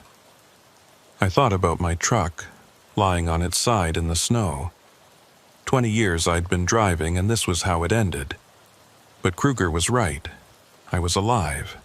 "What happens now?" I asked. "Now, we build a case. Your testimony, combined with Hiram's cooperation and the evidence from the cabin, should be enough to put them away for life. But I need to be honest with you. Dr. Thorne has connections. Good lawyers, this won't be easy." Over the next few days, as I recovered in the hospital, the full scope of the operation became clear. The news media got hold of the story, and suddenly my face was on every channel. "Miracle Trucker Survives Organ Harvesting Ring," the headline screamed. Reporters camped outside the hospital, all wanting to hear my story. But what the media didn't report were the details that kept me awake at night. The coolers full of preserved organs that police found, labeled with dates and blood types like inventory in a warehouse. The other trucker on that gurney, identified as Robert Henley from Omaha, who'd been missing for 3 days. His family had been told he'd probably skidded off the road in the storm, that they'd find him when the snow melted. Hiram's sister was found, alive and unharmed, in an apartment in Gary, Indiana. She hadn't even known she was being used as leverage. The people watching her had told her they were friends of her brother, keeping her safe while he was away on business. The psychological torture they'd put Hiram through, making him believe she was in danger, was just another tool in their arsenal. I testified before a grand jury 2 weeks later. By then, I could walk without pain, though the memory of that night still made my hands shake. Dr. Thorne sat across the courtroom, dressed in an expensive suit, looking more like a respected physician than a monster who carved up truckers for profit. Her lawyer tried to paint me as confused, traumatized, possibly mistaken about what I'd seen and heard. But Hiram's testimony backed up everything I said. He'd kept records of his own, dates and names hidden in an encrypted file on his laptop. He knew that someday he might need evidence to save himself or his sister. That evidence included recordings he'd secretly made of Dr. Thorne discussing the organ sales, talking about clients, even joking about how easy it was to make truckers disappear. Jasper Whitman tried to cut a deal, offering to testify against Dr. Thorne in exchange for a lighter sentence. But the prosecutor had enough evidence without him. He was looking at life without parole, and he knew it. During the trial, he stared at me with those pale eyes, and I could see him calculating, still looking for an angle. an escape route that didn't exist. The trial lasted 3 weeks. 3 weeks of testimony from forensic experts, other survivors who'd had near misses with the ring, families of victims who finally had answers about what happened to their loved ones. The prosecution presented evidence of a network that stretched from Chicago to Milwaukee to Detroit, with connections to illegal medical facilities that catered to wealthy clients desperate for organs. They showed financial records proving that Dr. Thorne had made over $10 million in 5 years. $10 million from the suffering and death of innocent truckers. She'd bought a house in the Hamptons, a yacht, traveled the world on the blood of working men who just wanted to make an honest living. When the verdict came down, guilty on all counts, I thought I'd feel relief. Instead, I felt empty. Justice had been served, but those 14 truckers were still dead. Their families still had empty chairs at dinner tables. And I still woke up every night in a cold sweat, feeling phantom I-4 needles in my arm, hearing Dr. Thorne's clinical voice discussing my organs like I was cattle. The aftermath was almost as hard as the event itself. I couldn't drive anymore. Every time I got behind the wheel, even of a regular car, I'd have panic attacks. The sound of wind against windows made me think of that blizzard. The smell of antiseptic made me sick. I tried therapy, medication, everything the doctors suggested, but some wounds don't heal clean. My wife, Rachel, tried to be supportive, but she didn't understand why I couldn't just move on. We'd been separated before all this happened, trying to work things out, but the trauma drove the final wedge between us. She filed for divorce 6 months after the trial. I didn't contest it. She deserved better than a husband who woke up screaming and couldn't stand to be touched because it reminded him of gloved hands holding him down. I moved to a small apartment in Fort Wayne, close to my brother Stanley and his family. Stanley ran a hardware store, offered me a job that didn't involve driving. It was honest work, helping customers find the right tools, mixing paint, organizing inventory. Nothing like the open road, but stable, safe. One day, about a year after the incident, a young man came into the store. I recognized him immediately, though he'd changed. Hiram had lost weight, his face gaunt, eyes holding a sadness that probably matched my own. He'd served 8 months in minimum security and was on probation for 5 years. "Cornelius," he said quietly. I wasn't sure if I should come, but I needed to say something. I could have called the police, could have made a scene. Instead, I led him to the break room, poured 2 cups of terrible coffee, and sat down across from him. "I'm sorry," he said, the words tumbling out. "I know it doesn't mean anything, doesn't change anything, but I'm so sorry. I think about that night every day. If I'd been stronger, if I'd gone to the police despite their threats. You saved my life," I told him. "When you pulled that IV, when you gave me the scalpel, you saved my life. I helped put you in that position in the first place. You were trying to save your sister. I can't say I wouldn't have done the same in your position." We talked for an hour. He told me about prison, about the other inmates who'd treated him like a hero for testifying against Dr. Thorne. He told me about his sister, who was in college now, studying to be a social worker. She wanted to help people who'd been victimized, to make some good come from the horror. Before he left, Hiram handed me an envelope. "I know money doesn't fix anything, but this is my first payment. I'm going to send you something every month for the rest of my life. It's not enough, will never be enough, but it's something."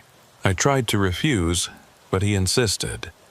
In the envelope was $200 cash and a note that just said, "Thank you for surviving."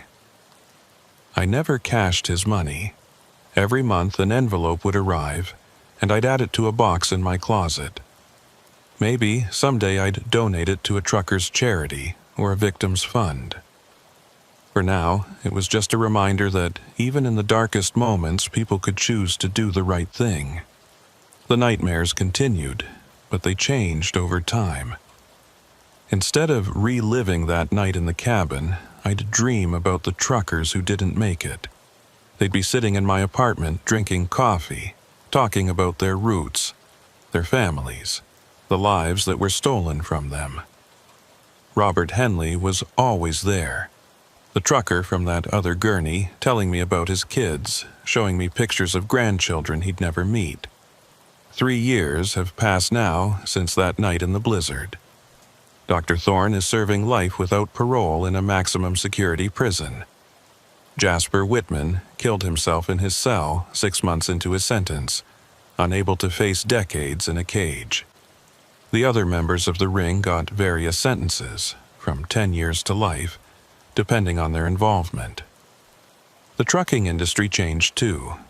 Companies started implementing better check-in procedures, GPS tracking that couldn't be spoofed, panic buttons in cabs. The FBI created a task force specifically for crimes targeting long-haul drivers. It was too late for the 14 who died, but maybe it would save others. I still work at Stanley's hardware store. Still live in my small apartment. Still wake up some nights feeling the cold of that blizzard, the weight of those hands holding me down. But I also wake up, which is more than those 14 drivers can say. Sometimes customers recognize me from the news coverage, want to shake my hand, call me a hero. I'm not a hero. I'm just a trucker who got lucky, who had one person with a conscience in a room full of monsters. Heroes are the ones who choose to do right even when it costs them everything. That's Hiram, turning evidence against people who threatened his sister. That's Detective Kruger, who spent 3 years chasing shadows to find these killers. That's the families of those 14 truckers, who somehow find the strength to keep going despite their loss. The story should have ended there, with justice served and me trying to rebuild some semblance of a normal life. But evil doesn't always stay buried, and the network Dr. Thorne had built was more extensive than anyone realized. It started with small things: hang-up calls to the hardware store, cars parked across from my apartment for hours with tinted windows, mail that had clearly been opened and resealed. I told myself I was being paranoid, that the trauma was making me see threats that weren't there. But when Stanley mentioned that someone had been asking about me, a well-dressed woman claiming to be a journalist but refusing to leave contact information, I knew my instincts were right. The 4th winter after the incident, almost to the day, I got a call that changed everything. It was Detective Kruger, and he sounded tired, worried. "Cornelius, I need you to listen carefully. Dr. Thorne was killed in prison yesterday." "Good," I said, and meant it. "No, you don't understand. She was killed by another inmate who claims someone paid him to do it. Someone on the outside wanted her silenced. Why would? Because she was about to testify in a new case. The feds found evidence of another ring, bigger than hers, operating out of Canada. She was going to trade information for a transfer to minimum security. Now she's dead, and our only lead is gone." I felt the familiar cold creeping up my spine. What does this have to do with me? Her lawyer had a visitor the day before she died. Security footage showed a man we couldn't identify, but he left something behind. A partial fingerprint on the sign-in sheet. We ran it through every database we had and got nothing. Then Hiram called me. "Hiram?" He saw the security footage on the news. Says he recognizes the man from the cabin that night. Someone he only saw once in the background, but memorable because of his eyes. One blue, one green. Heterochromia. Ring any bells? I searched my memory of that horrible night, but so much of it was blurred by drugs and fear. No, I don't remember anyone like that. Well, he apparently remembers you. Hiram says this man was asking Dr. Thorne about you specifically that night. What you'd seen, what you'd heard, what you might have overheard about their connections. But I testified to everything I knew. Maybe. Or maybe you know something you don't realize you know. Either way, we think you might be in danger. I'm sending a patrol car to your apartment. But by the time the patrol car arrived, I was already gone.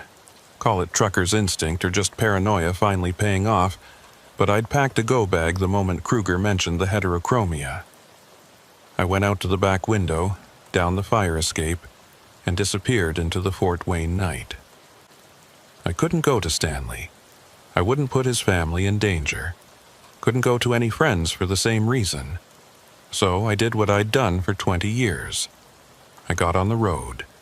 Not in a truck this time, but in a beat-up Honda Civic I bought with cash from a guy selling it in a grocery store parking lot. For 3 days, I drove aimlessly, staying in cash-only motels, keeping my head down. I was at a truck stop near Toledo, buying coffee and trying to figure out my next move, when I saw him. Or rather, I saw his eyes in the security mirror above the register, one blue, one green, watching me from the coffee station.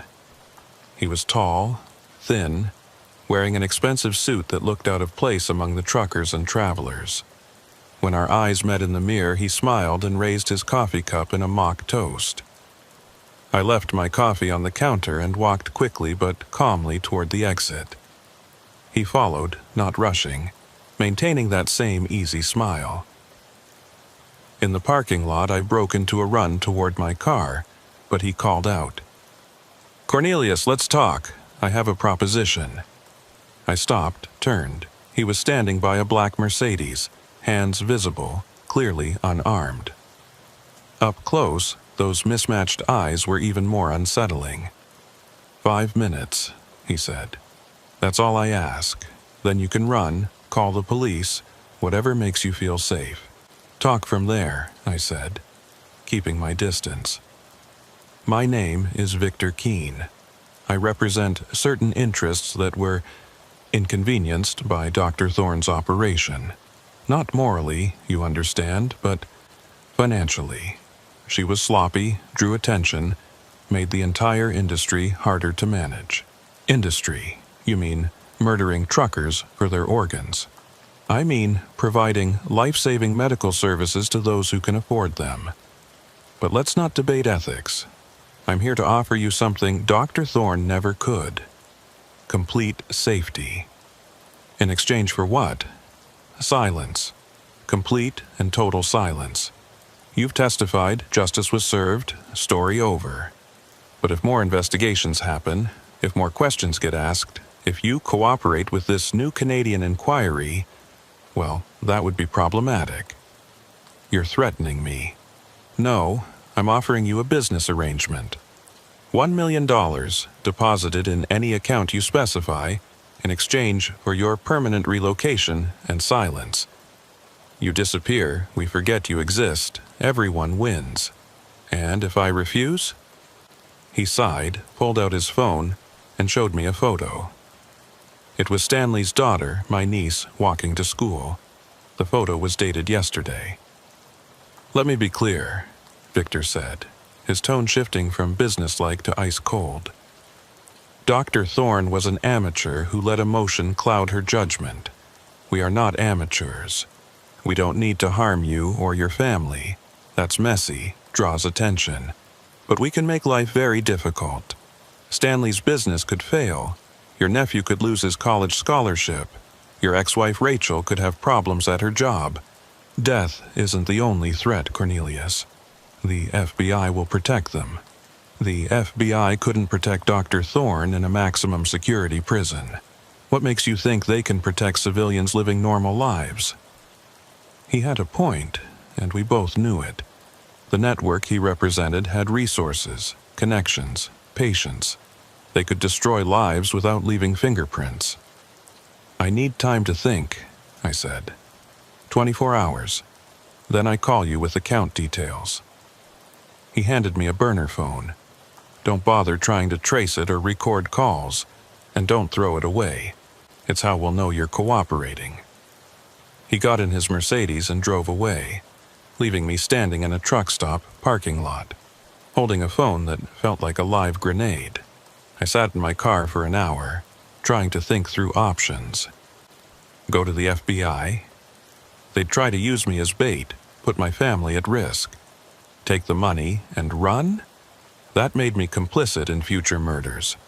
Fight back somehow, against an organization with unlimited resources and no conscience.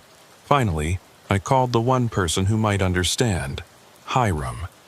He answered on the third ring. Cornelius? How did you get this number? Directory assistant still exists. Listen, I just met Victor Keene. Long silence, then, are you somewhere safe? For now. Don't take his deal. I know it seems like the only option, but it's not. Meet me tomorrow, noon, at the rest stop on I-69, mile marker 157. Come alone and watch for tails. Hiram, what's going on? There are others like us. Survivors, witnesses, people who've seen too much. We've been organizing, sharing information. Victor Keene and his network think they're untouchable, but they're wrong. We just need to be smart about how we fight them. This isn't a movie. These people have killed 14 truckers that we know about, probably dozens more. They're still doing it, just more carefully. Someone has to stop them. He was right. Taking Victor's money would make me safe, but it would damn every future victim. I thought about Robert Henley on that gurney, the 14 dead truckers, all the ones who might come after. I'll be there, I said. The next day, I arrived at the rest stop early, paranoid about ambush. But Hiram came alone as promised, driving a pickup that had seen better days. He looked healthier than when I'd last seen him. Stronger, more determined. There are 12 of us, he said without preamble. Survivors, family members of victims, even a few cops who've been pushed off cases. We share information, track patterns, build evidence. The FBI won't act without proof, so we're getting them proof. That's dangerous. So is doing nothing. Victor's network has killed at least 40 people that we can document. They're connected to organ trafficking rings in 6 countries. They own judges, cops, even federal agents, but they have one weakness. They think they're invisible. He pulled out a laptop, showed me spreadsheets, photographs, shipping manifests. The work of obsessive investigation, connecting dots law enforcement couldn't or wouldn't see. We tracked one of their operations to a warehouse in Buffalo, he said. They're moving organs through legitimate medical supply companies, hiding them in shipments of legal tissue samples. We have photos, recordings, everything. Then why haven't you gone to the authorities? We tried. The investigation got shut down from above. Someone warned them, and by the time police arrived, the warehouse was clean. That's when we realized we needed a different approach, which is public exposure. Media, internet, everywhere at once. Make it too big to cover up, too public to silence everyone involved. But we need more evidence, and we need someone they won't see coming. Me. You take Victor's deal, but you wear a wire. Get him talking, get him to admit to the murders, the network, everything. One good recording, and we can blow this whole thing open. It was insane. It was dangerous. It was probably going to get me killed. But I thought about those 14 truckers, about future victims, about my niece's photo on Victor's phone. Okay, I said, I'll do it. What followed were 3 days of preparation. Hiram had connections. A former FBI tech who provided surveillance equipment. A journalist ready to publish everything. A lawyer prepared to file federal charges the moment we had evidence. They taught me how to wear the wire, how to guide conversation, how to signal if I was in trouble. Victor called exactly 24 hours after our first meeting, as promised. I told him I'd take the deal, but wanted to meet in person to discuss details. He agreed, suggested a private dining room at an upscale Chicago restaurant. public enough that I'd feel safe, private enough for real conversation. The day of the meeting, I was terrified. The wire felt obvious against my chest, like it was broadcasting "I'm wearing a wire" to everyone who looked at me. But I walked into that restaurant, was escorted to the private room, and found Victor already there sipping wine. "Cornelius," he said warmly, "I'm glad you've chosen the sensible path." "I want guarantees," I said, sitting down. "My family stays safe permanently." "Of course. We're not monsters, despite what you might think. We're businessmen providing a service. A service that kills innocent people." He sighed. "The truckers. Yes, that was regrettable. Dr. Thorne's methods were crude, wasteful. We've since refined our approach." "Refined how?" "We no longer target healthy individuals. Instead, we've developed relationships with hospices, terminal wards, places where death is already imminent. Much cleaner, more ethical even. You're still trafficking organs. We're saving lives. The wealthy deserve health care too, don't they? Why should they die waiting on lists when organs are available? Because you're murdering people to get them. We're, past tense. As I said, we've evolved." He poured me wine, which I didn't touch. "The truckers were Dr. Thorne's project. Unsanctioned, I might add. When we discovered what she was doing, we were appalled." "So appalled, you let her continue for 5 years?" "We didn't know the full extent until your testimony. Once we did, we took action." "You had her killed." He smiled. "She had many enemies in prison. Who's to say which one finally acted? You're admitting to murder. I'm admitting to nothing. I'm simply observing that violent criminals often meet violent ends." I was getting frustrated. He was too careful, too practiced. I needed him to be more explicit. "What about the others? The 14 truckers who died?" 15, actually. The authorities never found Mitchell Flores. He's still listed as missing, but Dr. Thorne's records were quite clear about his fate. 15. There was another victim no one knew about. "Where's his body?" "Who knows? Dr. Thorne wasn't meticulous about disposal. Probably in a landfill somewhere or dissolved in acid. She had methods. And you knew about these methods. Everyone in our industry knew Dr. Thorne was reckless. But she produced results, quality organs that saved lives. Sometimes in business you overlook personality flaws for productivity." "Personality flaws?" "She was a serial killer. She was a surgeon who found an innovative supply chain. Crude, yes. Immoral, perhaps. But innovative." I felt sick, but I pressed on. "And now? How do you get organs now?" "As I said, terminal patients. Natural deaths. Paperwork that's perhaps not entirely legitimate but harm-free. No more truckers, Cornelius. That pipeline is closed. Because of me. Because of you. Which is why this $1 million is really a bargain for us. Your silence ensures no further investigations into past indiscretions. And if I hadn't agreed..." He leaned back, studied me with those mismatched eyes. "Then you'd have had an accident. Nothing dramatic. Heart attack, perhaps. Stroke. Something that wouldn't raise questions. We have compounds that mimic natural causes perfectly." There it was. Admission of potential murder. But I needed more. "Like what you did to the truckers." "No, they needed to be fresh for harvesting. Quick sedation, then surgical extraction while the heart still pumped. Your death would have been gentler. A courtesy for the trouble you've caused us." How thoughtful. "We're not sadists, Cornelius, we're pragmatists. The truckers felt no pain. Dr. Thorne insisted on that, sedated fully before the procedures began." "Procedures? You mean cutting them open while they were still alive?" "Technically alive. Brain dead from the sedatives, but the organs remained viable. It's actually quite fascinating from a medical perspective. It's murder. It's commerce, supply and demand. Those truckers' organs saved dozens of lives. Wealthy lives, yes, but still human beings who would have died otherwise.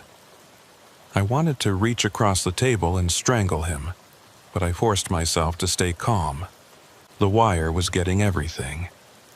How many others are involved, this network of yours? Enough. Doctors, lawyers, politicians. People you'd recognize if I named them. That's why fighting us is futile, Cornelius. We're not some criminal gang. We're integrated into the fabric of society itself. The FBI will find you eventually. The FBI employs us. 3 of our clients are senior agents whose children needed organs. They're quite grateful for our services. My blood went cold. If he was telling the truth, the corruption went higher than anyone imagined. So, what now? I asked. I take your money and disappear? Exactly. We've prepared new identification, a complete history, even a job if you want it. You'll cease to be Cornelius, become someone else entirely, someone with no connection to trucking or organ harvesting or anything unpleasant. And my family will prosper. Stanley's hardware store will suddenly get a contract with a major chain. Your nephew's scholarship will be expanded. Your ex-wife will receive a promotion. Everyone wins, except the next victims. There won't be any next victims. I told you, we've evolved past such crude methods. I don't believe you. He shrugged. Belief isn't required. Only silence. He pulled out a tablet, showed me bank accounts, transfer authorizations, all ready to execute. $1 million waiting for my agreement. I need a guarantee, I said, written, signed, legally binding. You want a contract for illegal activity? I want insurance. Something that ensures you keep your word, he laughed. Very well. I'll have our lawyers draft something. Carefully worded, of course, but sufficient for your needs. He stood up. We'll meet again tomorrow, same place, to finalize everything. After he left, I sat in that private dining room for 10 minutes, afraid to move, afraid the wire would somehow reveal itself retroactively. Finally, I stood and walked out, trying to look casual despite the sweat soaking through my shirt. Hiram was waiting in a van 2 blocks away. The moment I got in, he asked, "Did you get it?" I pulled off the wire, handed it to the tech. Everything. Admission of murder, conspiracy, names of victims, even corruption in the FBI.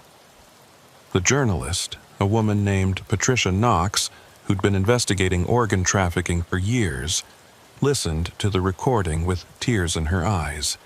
"This is it," she said. "This breaks everything open." But I wasn't done. He mentioned Mitchell Flores, a 15th victim nobody knows about. We need to find his family, let them know. We will, Patricia promised. But first, we need to get this recording to people who can act on it. Real FBI, not the corrupted ones. How do we know who's clean? I have a contact, Hiram said. Agent Jennifer Maxwell. She's been investigating the organ rings independently, off the books because she suspects corruption in her department. She'll know what to do. That night, while Victor thought I was considering his contract, the recording was being copied, transcribed, and distributed to law enforcement agencies across 3 states. Patricia's story was written, ready to publish simultaneously in 6 major newspapers. The network that had seemed invincible was about to be exposed. The next day, I went to meet Victor as planned, but this time I wasn't alone. FBI agents, the clean ones, were positioned throughout the restaurant. State police surrounded the building. Everyone was ready. Victor arrived precisely on time, carrying a leather folder with what I assumed was the contract. He sat down, that same confident smile on his face. "Shall we conclude our business?" he asked. "Actually," I said, "I have a counteroffer." His smile faltered slightly. "Oh? Turn yourself in. Testify against the network. Take the deal the FBI is about to offer you." He started to stand, but the door opened and Agent Maxwell walked in, followed by 6 other agents. "Victor Keene," she said, "you're under arrest for conspiracy to commit murder, organ trafficking, and violation of federal medical regulations." He looked at me, those mismatched eyes showing surprise for the first time. "You wore a wire." "Yesterday, yes. Today I'm just the bait." As they cuffed him, he shook his head. "You have no idea what you've done. The people I work for, they don't forgive. They don't forget." "Neither do I," said. "Neither do the families of 15 dead truckers." The arrest of Victor Keene triggered a cascade of investigations. Patricia's story hit the front pages, causing national outrage. Within a week, 43 people were arrested across 6 states. The network, so confident in its invisibility, crumbled as members turned on each other for plea deals. They found Mitchell Flores's remains based on records recovered from Victor's encrypted files. His family finally had closure after 2 years of wondering. I attended his funeral, stood with the families of all 15 truckers, and we mourned together. The trials took 2 years. I testified in 8 of them, each time reliving that night in the cabin, but also the conversation with Victor. His admission, captured clearly on the wire, became the key piece of evidence that brought down the entire network. Victor got life without parole. His lawyers, all complicit in the network, were disbarred and imprisoned. The corrupt FBI agents were exposed and prosecuted. The wealthy clients who'd bought organs were charged as accessories to murder.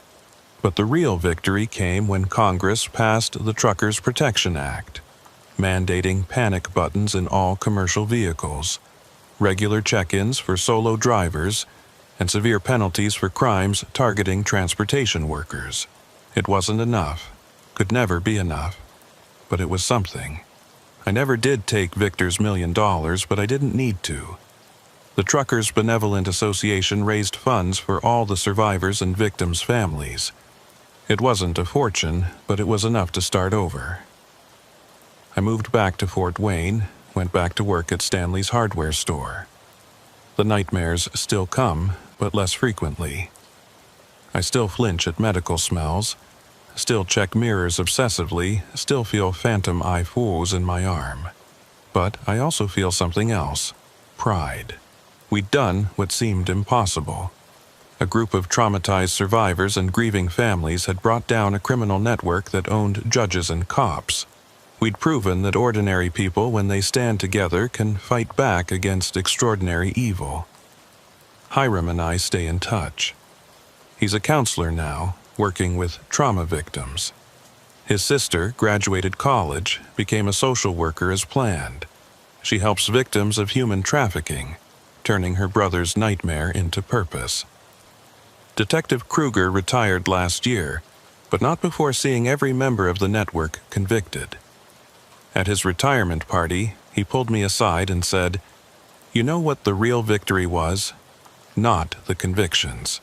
It was proving that 15 truckers mattered, that their lives had value beyond their cargo." He was right. For too long, truckers had been invisible victims, their disappearances written off as accidents or abandonment. Now, everyone knew the truth. We weren't just statistics or acceptable losses, we were fathers, brothers, friends. We were human beings who deserved justice. As I write this, it's been 5 years since that blizzard. 5 years since Jasper's truck emerged from the snow to rescue me. I still drive sometimes, not trucks but regular cars, and every time I pass a semi on the highway, I think about the driver inside. Are they safe? Do they know about the panic button, the check-in procedures, the protections we fought to create? Most of all, I think about the 15 who didn't make it. Robert Henley, Mitchell Flores, and 13 others whose names are now engraved on a memorial at the Truckers' Hall of Fame. They didn't get to testify, didn't get to see justice served, didn't get to go home, But they're not forgotten. Their sacrifice exposed a horror that might have continued indefinitely. Saved future lives we'll never be able to count. That's the thing about survival. It comes with responsibility. The responsibility to bear witness, to fight back, to ensure the dead aren't forgotten. Every time I tell this story, every time someone reads about what happened, those 15 truckers live again in memory. The storm that night nearly killed me. Jasper and his network tried to harvest me like cattle. But I survived, and that survival became a weapon against them. Sometimes the best revenge isn't violence or hatred. It's simply refusing to die, refusing to be silenced, refusing to let evil win. I still check weather reports obsessively, still avoid driving in blizzards, still feel my chest tighten when I see medical equipment. But I'm alive. I'm free. And somewhere out there, truckers are driving through the night a little bit safer because 15 of their brothers didn't die in vain. That's my story. Every word of it true, documented in court records and FBI files. It's a story of horror, but also of hope, of ordinary people facing extraordinary evil and winning, of justice delayed but not denied. If you're a trucker reading this, remember, trust your instincts. If someone seems too helpful, too convenient, too good to be true in bad weather, they probably are. Your life is worth more than any schedule, any cargo, any delivery deadline. And if you're ever outside Chicago in a blizzard and someone offers to help, make sure you can see both their eyes are the same color. It might just save your life. My name is Amos, and I've been hauling freight across the Midwest for 18 years. Started when I was 25, right after I got out of the military, and trucking became my whole life. The open road, the solitude, the steady paycheck. It all made sense to me in a way that civilian life never quite did after Afghanistan. By the time this story happened, in late October of last year, I thought I'd seen everything the job could throw at me. I was wrong. It was a Thursday afternoon when dispatch called me with an unusual request. I was already loaded up in Indianapolis, carrying a shipment of medical supplies bound for Milwaukee, when they asked if I could make an additional stop in Chicago. Some specialty medical equipment needed to be delivered to a research facility on the south side. The pay was exceptional, triple the normal rate for what should have been a simple 2-hour detour. The client's name is Ezekiel Marsh, the dispatcher told me. He runs a private medical research facility. Says it's extremely time-sensitive, some kind of experimental treatment that can't be delayed. I should have asked more questions. Should have wondered why a research facility would need a delivery at 11 p.m. on a Thursday night. Should have questioned why they were paying so much for what seemed like a routine drop-off. But I'd been driving for 16 hours already. I was tired, and the money was too good to pass up. My daughter Emma was starting college next year, and every extra dollar helped. The address they gave me was in an industrial district I'd never delivered to before. One of those areas that had been thriving in the 1960s, but had been slowly dying ever since. As I drove through the empty streets, my GPS kept trying to recalculate, confused by roads that existed on the map but seemed to lead nowhere. Half the streetlights were out, and the ones that worked cast this sickly orange glow that made everything look diseased. The building itself was massive, a 6-story brick structure that took up an entire city block. According to the faded sign above the main entrance, it used to be St. Bartholomew's Hospital, established 1923, but it had clearly been abandoned for years. Windows were boarded up, graffiti covered the lower walls, and weeds grew through cracks in the parking lot. This couldn't be right. I double-checked the address, then triple-checked it. This was definitely the place.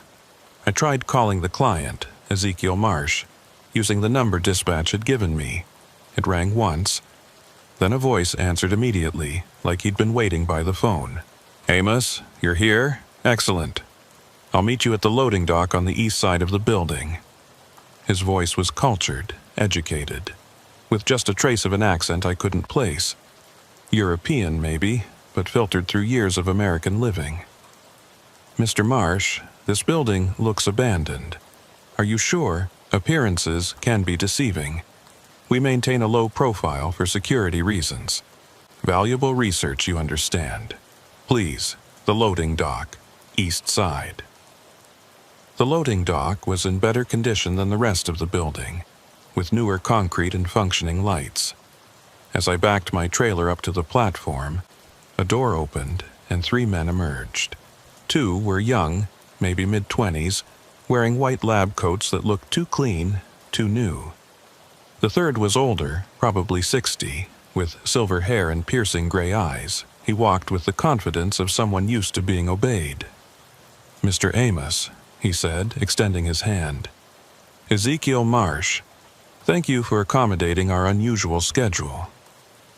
His handshake was firm but cold, his skin surprisingly soft for someone his age. Up close, I noticed his lab coat had small dark stains on the sleeves, the kind that looked like old blood that hadn't quite washed out. "Where do you want the equipment?" I asked, trying to keep things professional despite my growing unease. "We'll handle the unloading. But first, there's been a slight complication. The freight elevator's temporarily out of service. We'll need to use the interior stairs, which means breaking down the larger items. Would you mind assisting? I'll add another $1,000 to your fee for the inconvenience." $1,000 to help carry some boxes upstairs? My radar was pinging hard now, but I thought about Emma's tuition and nodded. "Sure, I can help." The 2 younger men started opening my trailer, and I noticed they seemed to know exactly what they were looking for. They bypassed the Milwaukee shipment entirely, going straight to 3 specific crates marked with biohazard symbols. Those weren't on my manifest. I would have remembered biohazard materials. They required special documentation. "Hold on," I said. "Those crates aren't supposed to be here. They're not on my shipping list." Ezekiel smiled, but it didn't reach his eyes. "A clerical error, I'm sure. These are definitely ours, ordered through the usual channels. I can't release cargo that's not on my manifest. That's federal law." The smile faded. "Mr. Amos, we're conducting important medical research here. Life-saving research. Surely a small bureaucratic hiccup shouldn't prevent sick people from receiving treatment. I need to call dispatch." "There's no cell service in this area," one of the younger men said quickly. Too quickly. Something about the old building materials interfering with signals. I pulled out my phone. Full bars. 4G. I started to dial, but Ezekiel placed his hand over my phone. His touch was still cold, despite the warm evening. "Please," he said, and something in his tone changed. Became more urgent, almost desperate. "These supplies are critical. We have patients depending on them." "Patients? In an abandoned hospital?" "Not abandoned, repurposed. We operate a discreet facility for clients who require privacy." "What kind of clients?" "The kind who pay very well for experimental treatments not yet approved by the FDA. Surely you can understand the need for discretion." I looked at the 3 of them, then at the dark building looming above us. Every instinct I'd developed in 18 years of trucking and 4 years in Afghanistan was screaming at me to leave. But Ezekiel pulled out a roll of cash, peeled off $200 bills, and held them out to me. $2,000 extra. Just help us carry these crates inside. 30 minutes of work, maximum. I stared at the money. Emma's tuition, my mortgage, the truck repairs I'd been putting off. $2,000 for 30 minutes of work. "Just carrying boxes?" I asked. "Nothing more. You have my word." I took the money, shoved it in my pocket, and immediately regretted it. But I grabbed one end of the first crate while one of the younger men took the other. It was heavier than I expected, and something inside shifted when we lifted it. Not like solid equipment shifting, more like liquid, or something semi-solid. We carried it through the loading dock door into a hallway that didn't match the building's exterior at all. While outside looked abandoned, inside was clean, well lit, with fresh paint on the walls and new fluorescent fixtures overhead. The air smelled of disinfectant and something else, something organic and unpleasant underneath the chemical smell. "This way," Ezekiel said, leading us down the hallway. We passed several doors, all closed, but I could hear things behind them. Machines humming, what sounded like running water. And once, just for a moment, something that might have been crying or laughing. It was hard to tell. "You renovated this place?" I asked, trying to make conversation and calm my nerves. "Partially," Ezekiel replied. "We maintain the exterior's appearance to avoid unwanted attention. The interior, however, has been fully modernized for our needs." We reached a freight elevator that was clearly not out of service. It was new, recently installed, with digital controls and a security keypad. Ezekiel typed in a code, and the doors opened with a soft chime. "I thought you said the elevator was broken," I said. "The main freight elevator," he said smoothly. "This is the secondary one. It has weight restrictions, hence the need to break down the shipment into smaller loads." We rode up to the fourth floor in silence. When the doors opened, the smell hit me immediately. Stronger here, that organic odor barely masked by industrial-strength disinfectant. The hallway stretched in both directions, lined with doors that had small windows at eye level. Some were dark, but others showed glimpses of light and movement inside. "Storage room 4B, Ezekiel said, leading us to the right. As we walked, I glanced through one of the lit windows and immediately wished I hadn't. The room beyond was set up like an operating theater, with surgical lights and equipment I couldn't identify. But what made me stumble was what was on the table. It was covered by a sheet, but the shape underneath was wrong. Too many angles, too many bulges in places where there shouldn't be any. "Eyes forward, please," Ezekiel said sharply. "Our research is confidential."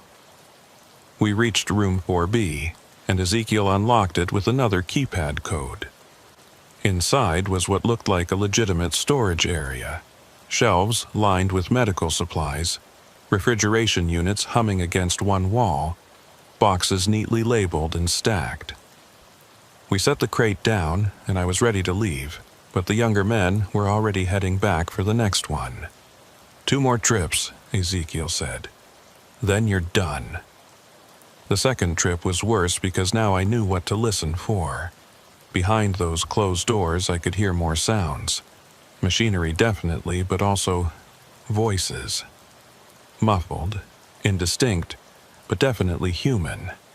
Some sounded like they were in pain. Others were having conversations, though I couldn't make out the words. And from somewhere deeper in the building came a rhythmic pounding, like someone banging on a door. "Quite an operation you have here," I said, fishing for information.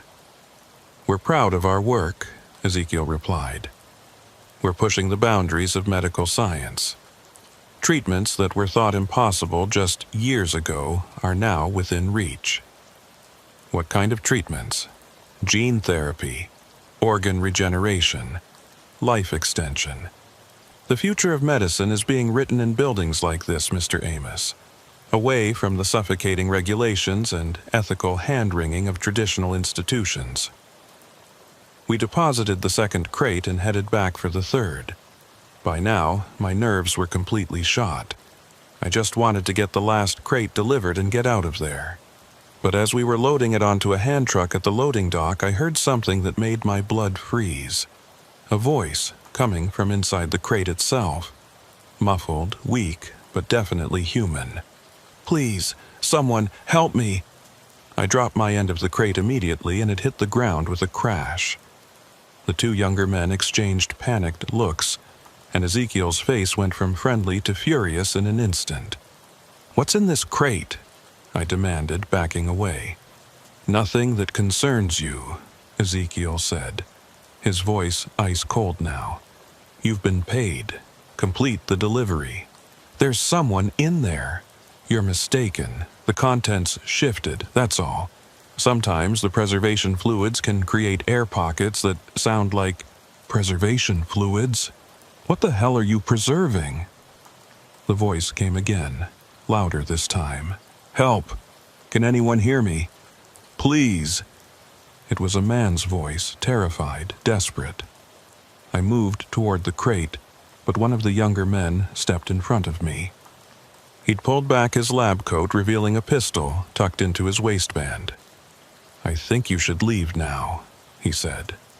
"Not without knowing what's in that crate." "That would be inadvisable," Ezekiel said. He'd pulled out his phone and was typing something. "You have family, don't you, Mr. Amos? A daughter, Emma, starting at Northwestern next year. Pre-med, according to her social media. Very ambitious." My blood went cold. "How do you—" "We research everything, Mr. Amos, everyone. It's remarkable what you can learn with the right resources. For instance, your ex-wife Linda lives at 482 Maple Street in Naperville. Your daughter spends weekends there. They're probably asleep right now, safe and sound. It would be tragic if something were to disturb that peace. You're threatening my family? I'm encouraging you to make smart decisions. Walk away now. Forget what you think you heard, and everyone stays safe. Or continue asking questions and accept the consequences." The man in the crate was pounding now, screaming. The sound was horrible, desperate, the sound of someone who knew they were running out of time. I had to make a decision. My family's safety versus whoever was in that crate. It wasn't really a choice at all, was it? But then I thought about what kind of man I'd be if I walked away. What kind of father? What would I tell Emma when she asked me why I looked so haunted? How could I live with myself? "Let him out," I said. "Let him out and I'll leave. I won't say anything to anyone. Just let whoever's in there go." Ezekiel laughed, a sound without any warmth. "You really don't understand what you've stumbled into, do you? This isn't some small operation. We have clients across the country, powerful clients, the kind who don't accept disappointment. I don't care about your clients, there's a person in that box." "Not for much longer," one of the younger men muttered, and the other one shot him a sharp look. That's when I made my move. 18 years of loading and unloading had kept me in shape, and 4 years in the military had taught me how to fight. I grabbed the hand truck and swung it like a bat, catching the armed man in the side of the head. He went down hard, the gun skittering across the concrete. The other young man lunged at me, but I'd already grabbed a crowbar from my truck's toolkit. I caught him in the stomach, doubling him over, then pushed past him toward the crate. Ezekiel was backing away, still typing on his phone, probably calling for help.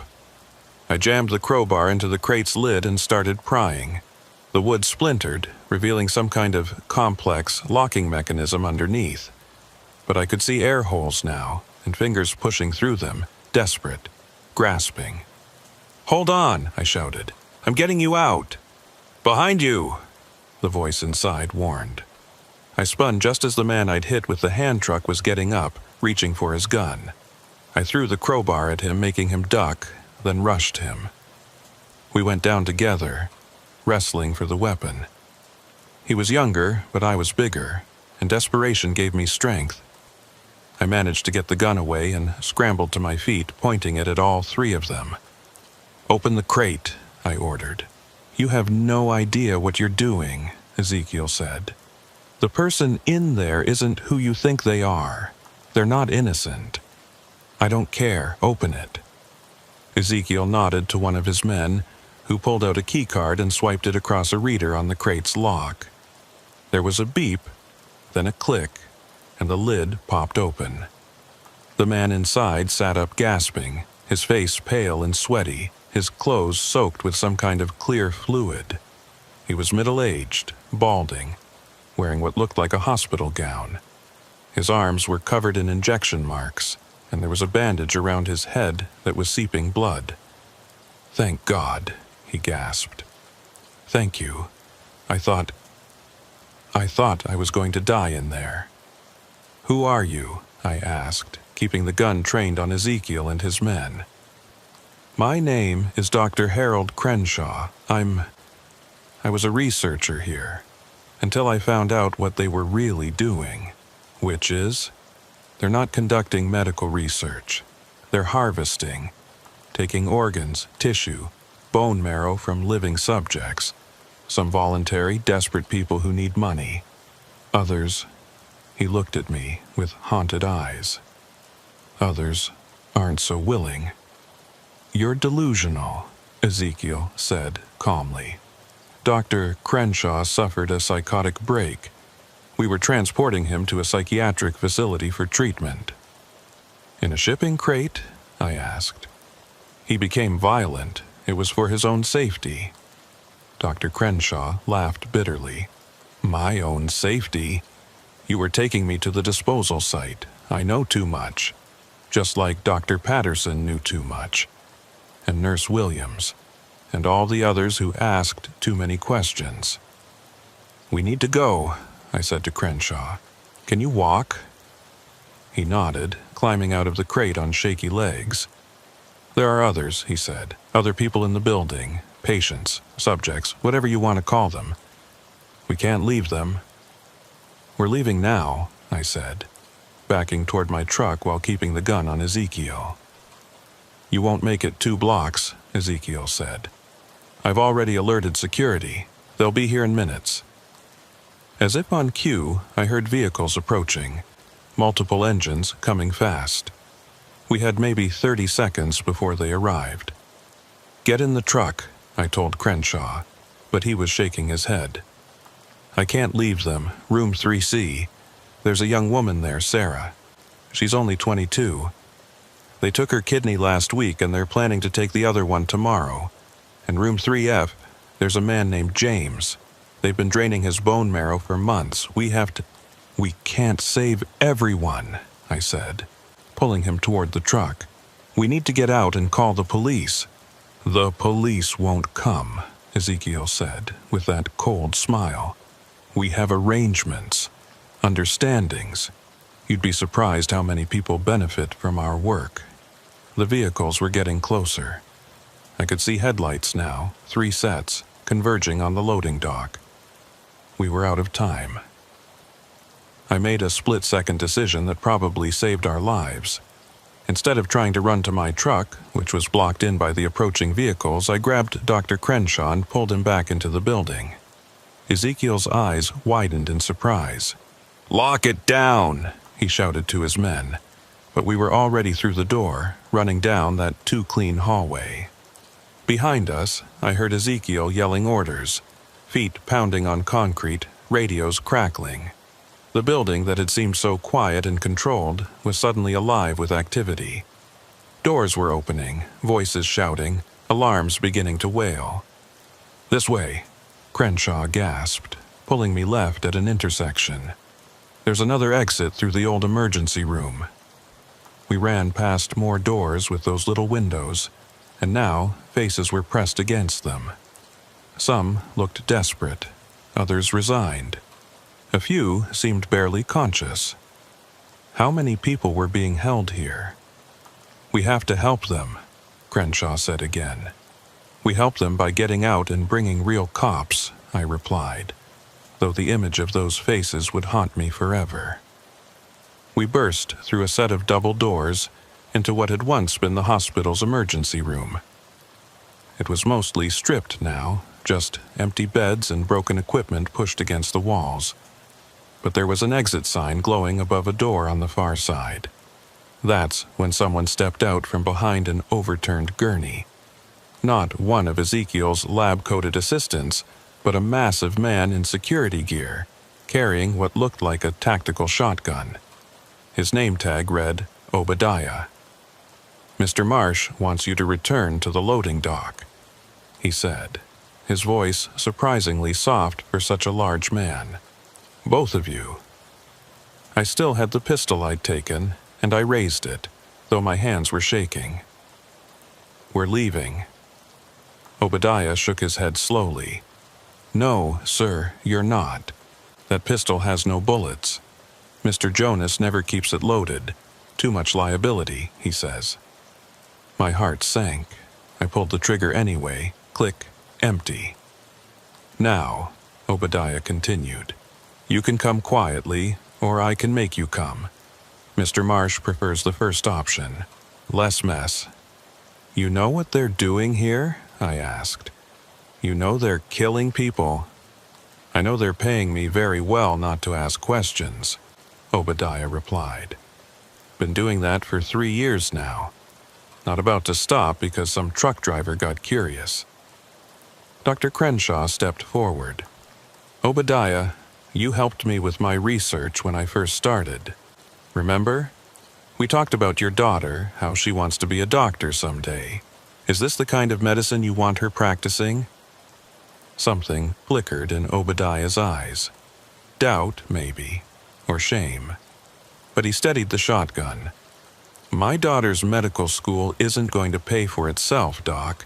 I'm sorry about this, I really am, but you should have stayed quiet like the rest of us." That's when we heard the screaming. Not from behind us, but from somewhere above. A woman's voice, terrified and in pain. It went on for maybe 10 seconds, then cut off abruptly. "Room 3C, Crenshaw whispered. "They're taking her other kidney. They moved up the schedule because of us." Obadiah's jaw tightened, but he didn't lower the gun. "Not my problem." "It's everyone's problem," I shouted. "How can you stand there and—" The lights went out. For a moment, there was absolute darkness. Then, emergency lighting kicked in, bathing everything in a red glow that made the abandoned ER look like something out of a nightmare. "What the hell?" Obadiah muttered, reaching for his radio. A voice came over the building's intercom system, but it wasn't Ezekiel. It was younger, female, and furious. "This is Dr. Patricia Vance. I've disabled the main power grid and locked down all security systems. The police have been called. The real police, not your paid-off contacts. FBI, too.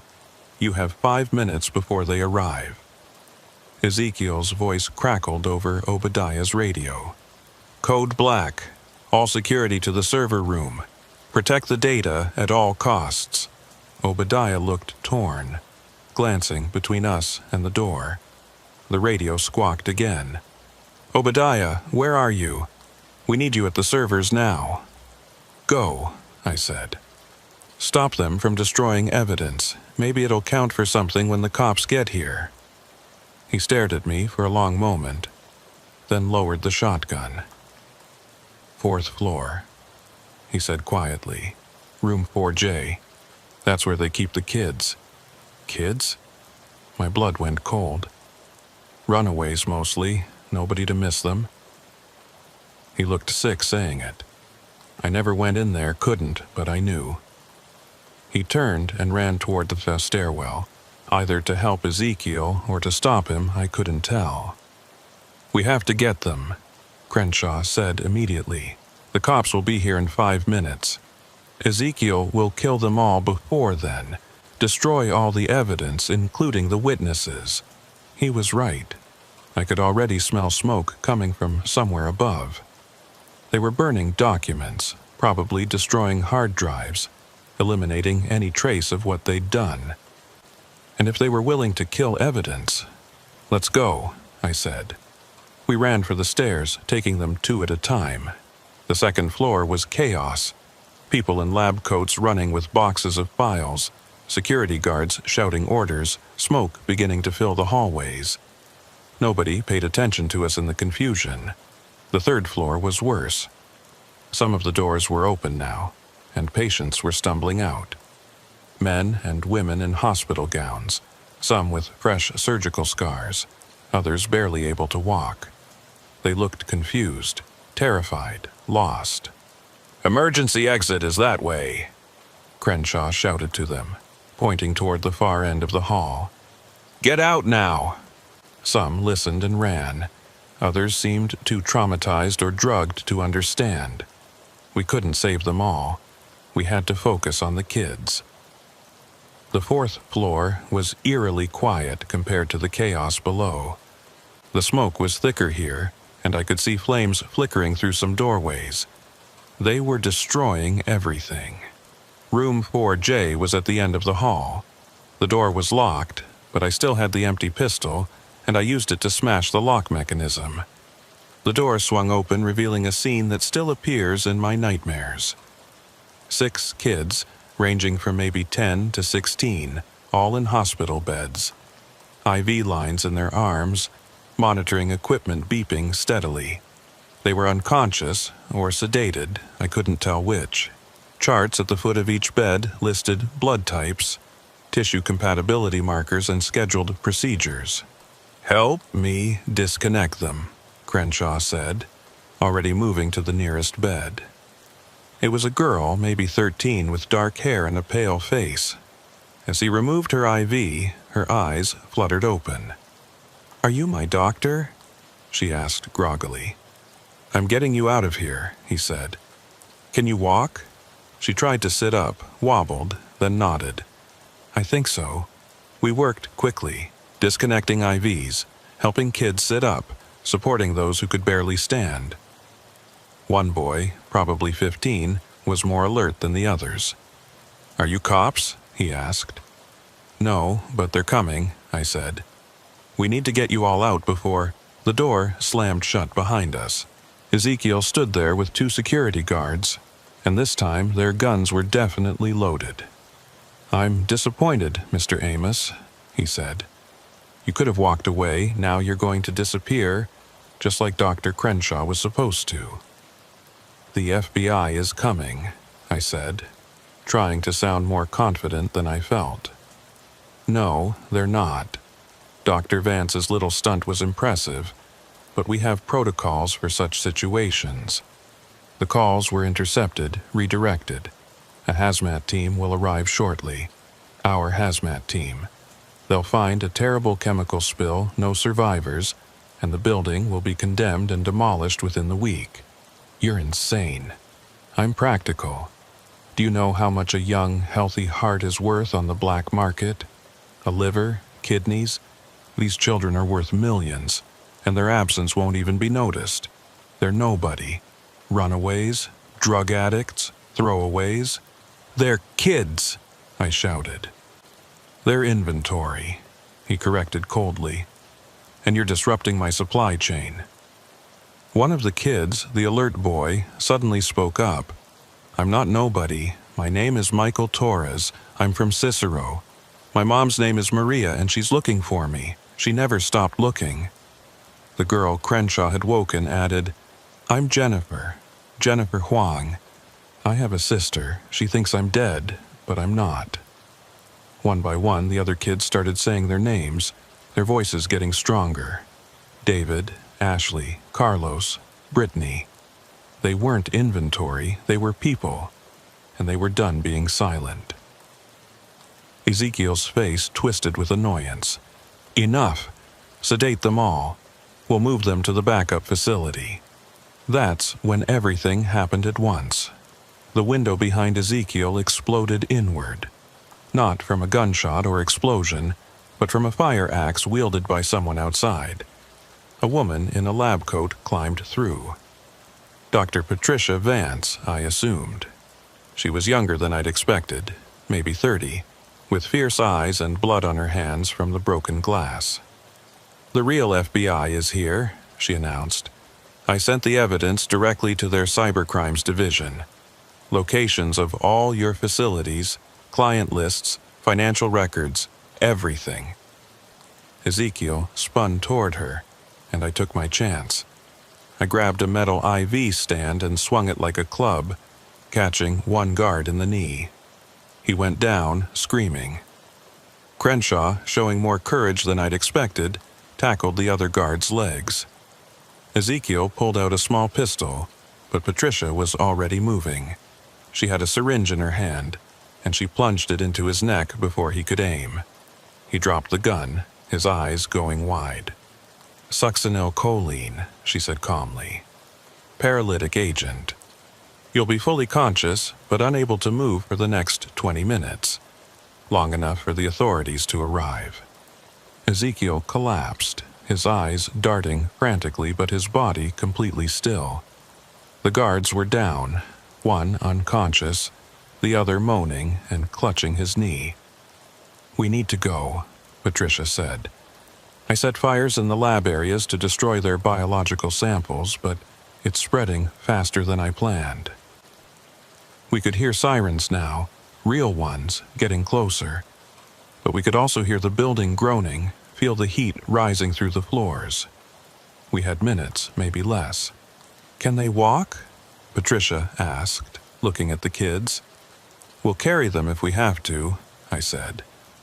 We made a strange procession, 3 adults supporting 6 barely conscious kids, making our way through smoke-filled hallways.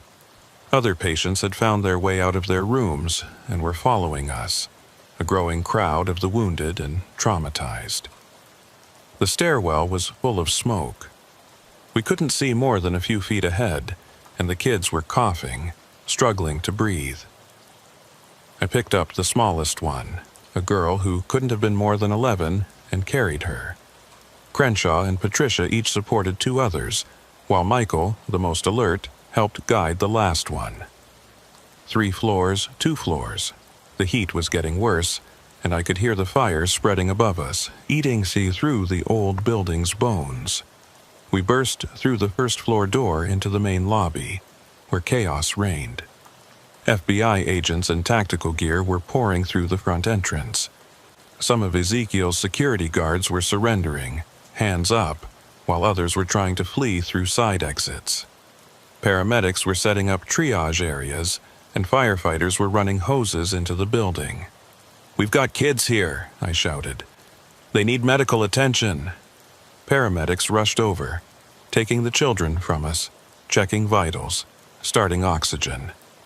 I watched them work, making sure each kid was accounted for, each name recorded.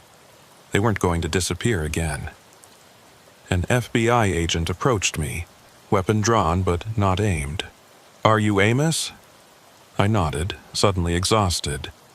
"We need to debrief you immediately. You're the primary witness to—" "Ezekiel Marsh is on the 4th floor," I interrupted. "Room 4J. He's paralyzed but conscious. Don't let him die. He needs to answer for this." The agent spoke into his radio, sending a team up. Then he looked at me more carefully. "You're the truck driver, the one who called this in?" "I didn't call anything in. That was her." I pointed to Patricia, who was being checked by paramedics for cuts from the window glass. "But you rescued the children." "We all did. Crenshaw, Patricia, even one of the security guards told us where they were." The agent nodded, making notes. "We're going to need detailed statements from all of you. This is bigger than we thought. Dr. Vance's data dump shows facilities in 12 states. 12 states. How many buildings like this? How many kids? How many desperate people carved up for parts?" I sat down on the curb outside, watching the building burn. The fire department was trying to control it, but the old structure was going up fast. Whatever evidence was still inside was being destroyed, but Patricia had saved the digital records. That would have to be enough. Michael Torres, the boy who'd spoken up, was on a gurney nearby. He caught my eye and nodded just once. A thank you, maybe. Or just acknowledgement that we'd both survived something horrible. My phone buzzed. Multiple missed calls from dispatch, from my ex-wife, from Emma. Word was already spreading. I called Emma first. "Dad, are you okay? The news is saying something about a human trafficking ring in Chicago and a truck driver who—" "I'm okay," I said, though I wasn't sure that was true. "I'm safe." "Did you really save those kids?" I thought about how to answer. I hadn't meant to save anyone. I just wanted to deliver my cargo and go home. But sometimes life doesn't give you that choice. Sometimes you have to decide in a moment whether to be the person who walks away or the person who does something. "Yeah," I said finally. "I guess I did." The next 3 months were a whirlwind of FBI interviews, grand jury testimonies, and media attention I never wanted. The story exploded across every news outlet in the country. Trucker discovers organ harvesting ring. Children rescued from medical trafficking operation, the Chicago Horror Hospital. They all wanted interviews, book deals, movie rights. I turned them all down. I just wanted to go back to driving my truck and forget any of it happened. But you can't forget something like that. You can't unsee those kids in their beds, can't unhear the desperation in Dr. Crenshaw's voice when he was trapped in that crate. The FBI assigned me a protection detail after they started arresting people connected to Ezekiel's network.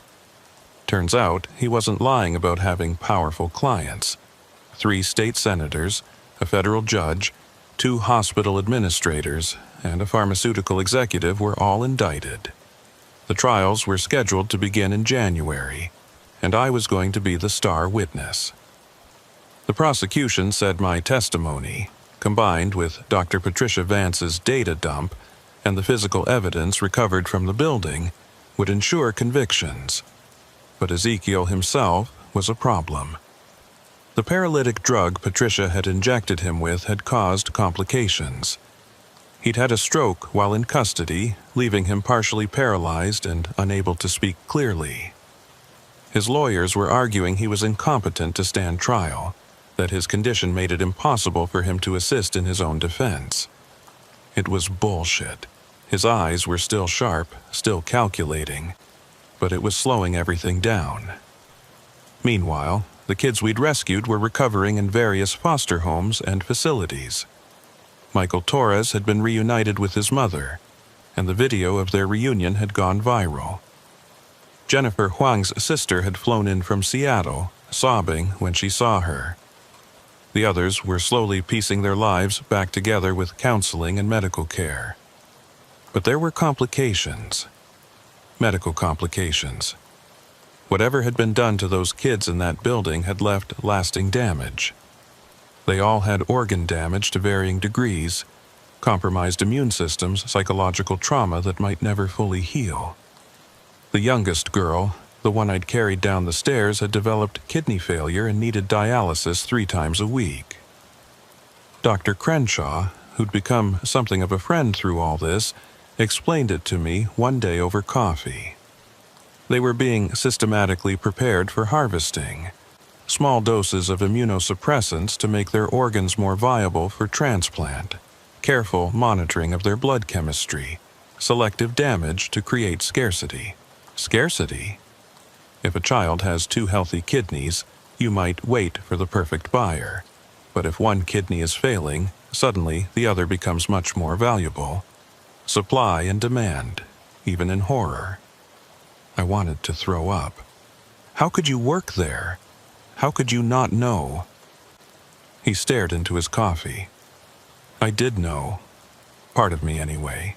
But I told myself I was doing legitimate research, that the subjects were volunteers, that the children were just runaways being given medical care.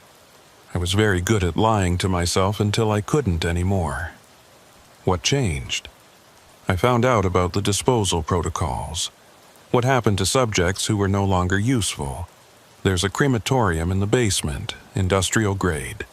They were burning evidence, literally. That's when I tried to leave, and that's when they decided I knew too much. We sat in silence for a while. Then he said something that chilled me more than anything else in this whole nightmare. It's not over, you know. Ezekiel's operation was just one tentacle of something much bigger. The demand for organs hasn't gone away. The wealthy clients haven't stopped needing transplants. Someone else is already filling the void. He was right. 2 weeks later, the FBI raided a warehouse in Detroit and found a similar operation. A week after that, another in St. Louis. The network was like a hydra. Cut off one head, 2 more appeared. And the really terrifying part was how professional it all was. These weren't back-alley criminals. They were doctors, nurses, people with medical degrees and hospital experience. I tried to go back to work, but it was impossible. Every time I got a call for a delivery to a medical facility, I'd break out in a cold sweat. Every time I saw an abandoned building, I wondered what might be happening inside. My employer was understanding at first, but after I turned down the 5th delivery in a row, they had to let me go. "I'm sorry, Amos," my dispatcher said, "but we need drivers who can actually drive." I understood, but understanding didn't pay the bills. My savings were running out, Emma's tuition was due, and I was sleeping maybe 3 hours a night on a good day. The protection detail had been reduced to periodic check-ins after no credible threats materialized, but I still jumped every time someone knocked on my door. That's when I got an unexpected call. It was Obadiah, the security guard from the building. He was calling from federal prison where he was serving 5 years for conspiracy charges. He'd cooperated with authorities, testified against Ezekiel's network, but he'd still been part of it. "I know I have no right to ask you for anything," he said, his voice tinny through the prison phone system. "But I need to tell you something. There's another facility, one the FBI doesn't know about." My hand tightened on the phone. "Where?" "Gary, Indiana. Old steel mill on the south side. Ezekiel mentioned it once when he thought I wasn't listening. Said it was the backup location if Chicago ever got compromised." "Why are you telling me this?" "Because I see those kids' faces every night when I close my eyes. Because my daughter won't talk to me anymore. Because maybe if I help stop this, it'll mean something. Tell the FBI." I did. They said without concrete evidence they can't get a warrant. An old steel mill in Gary describes about 20 buildings, but I remembered something else. Ezekiel had a partner, someone he only referred to as the surgeon. Real name is Dr. Simon Blackwood. He's supposed to be running the Gary facility. I wrote down everything Obadiah told me, then sat staring at the information. The smart thing would be to pass it along to the FBI and let them handle it eventually. The safe thing would be to forget I ever heard it. But I kept thinking about those kids in room 4J, about how many more might be in that steel mill right now. I called Patricia Vance.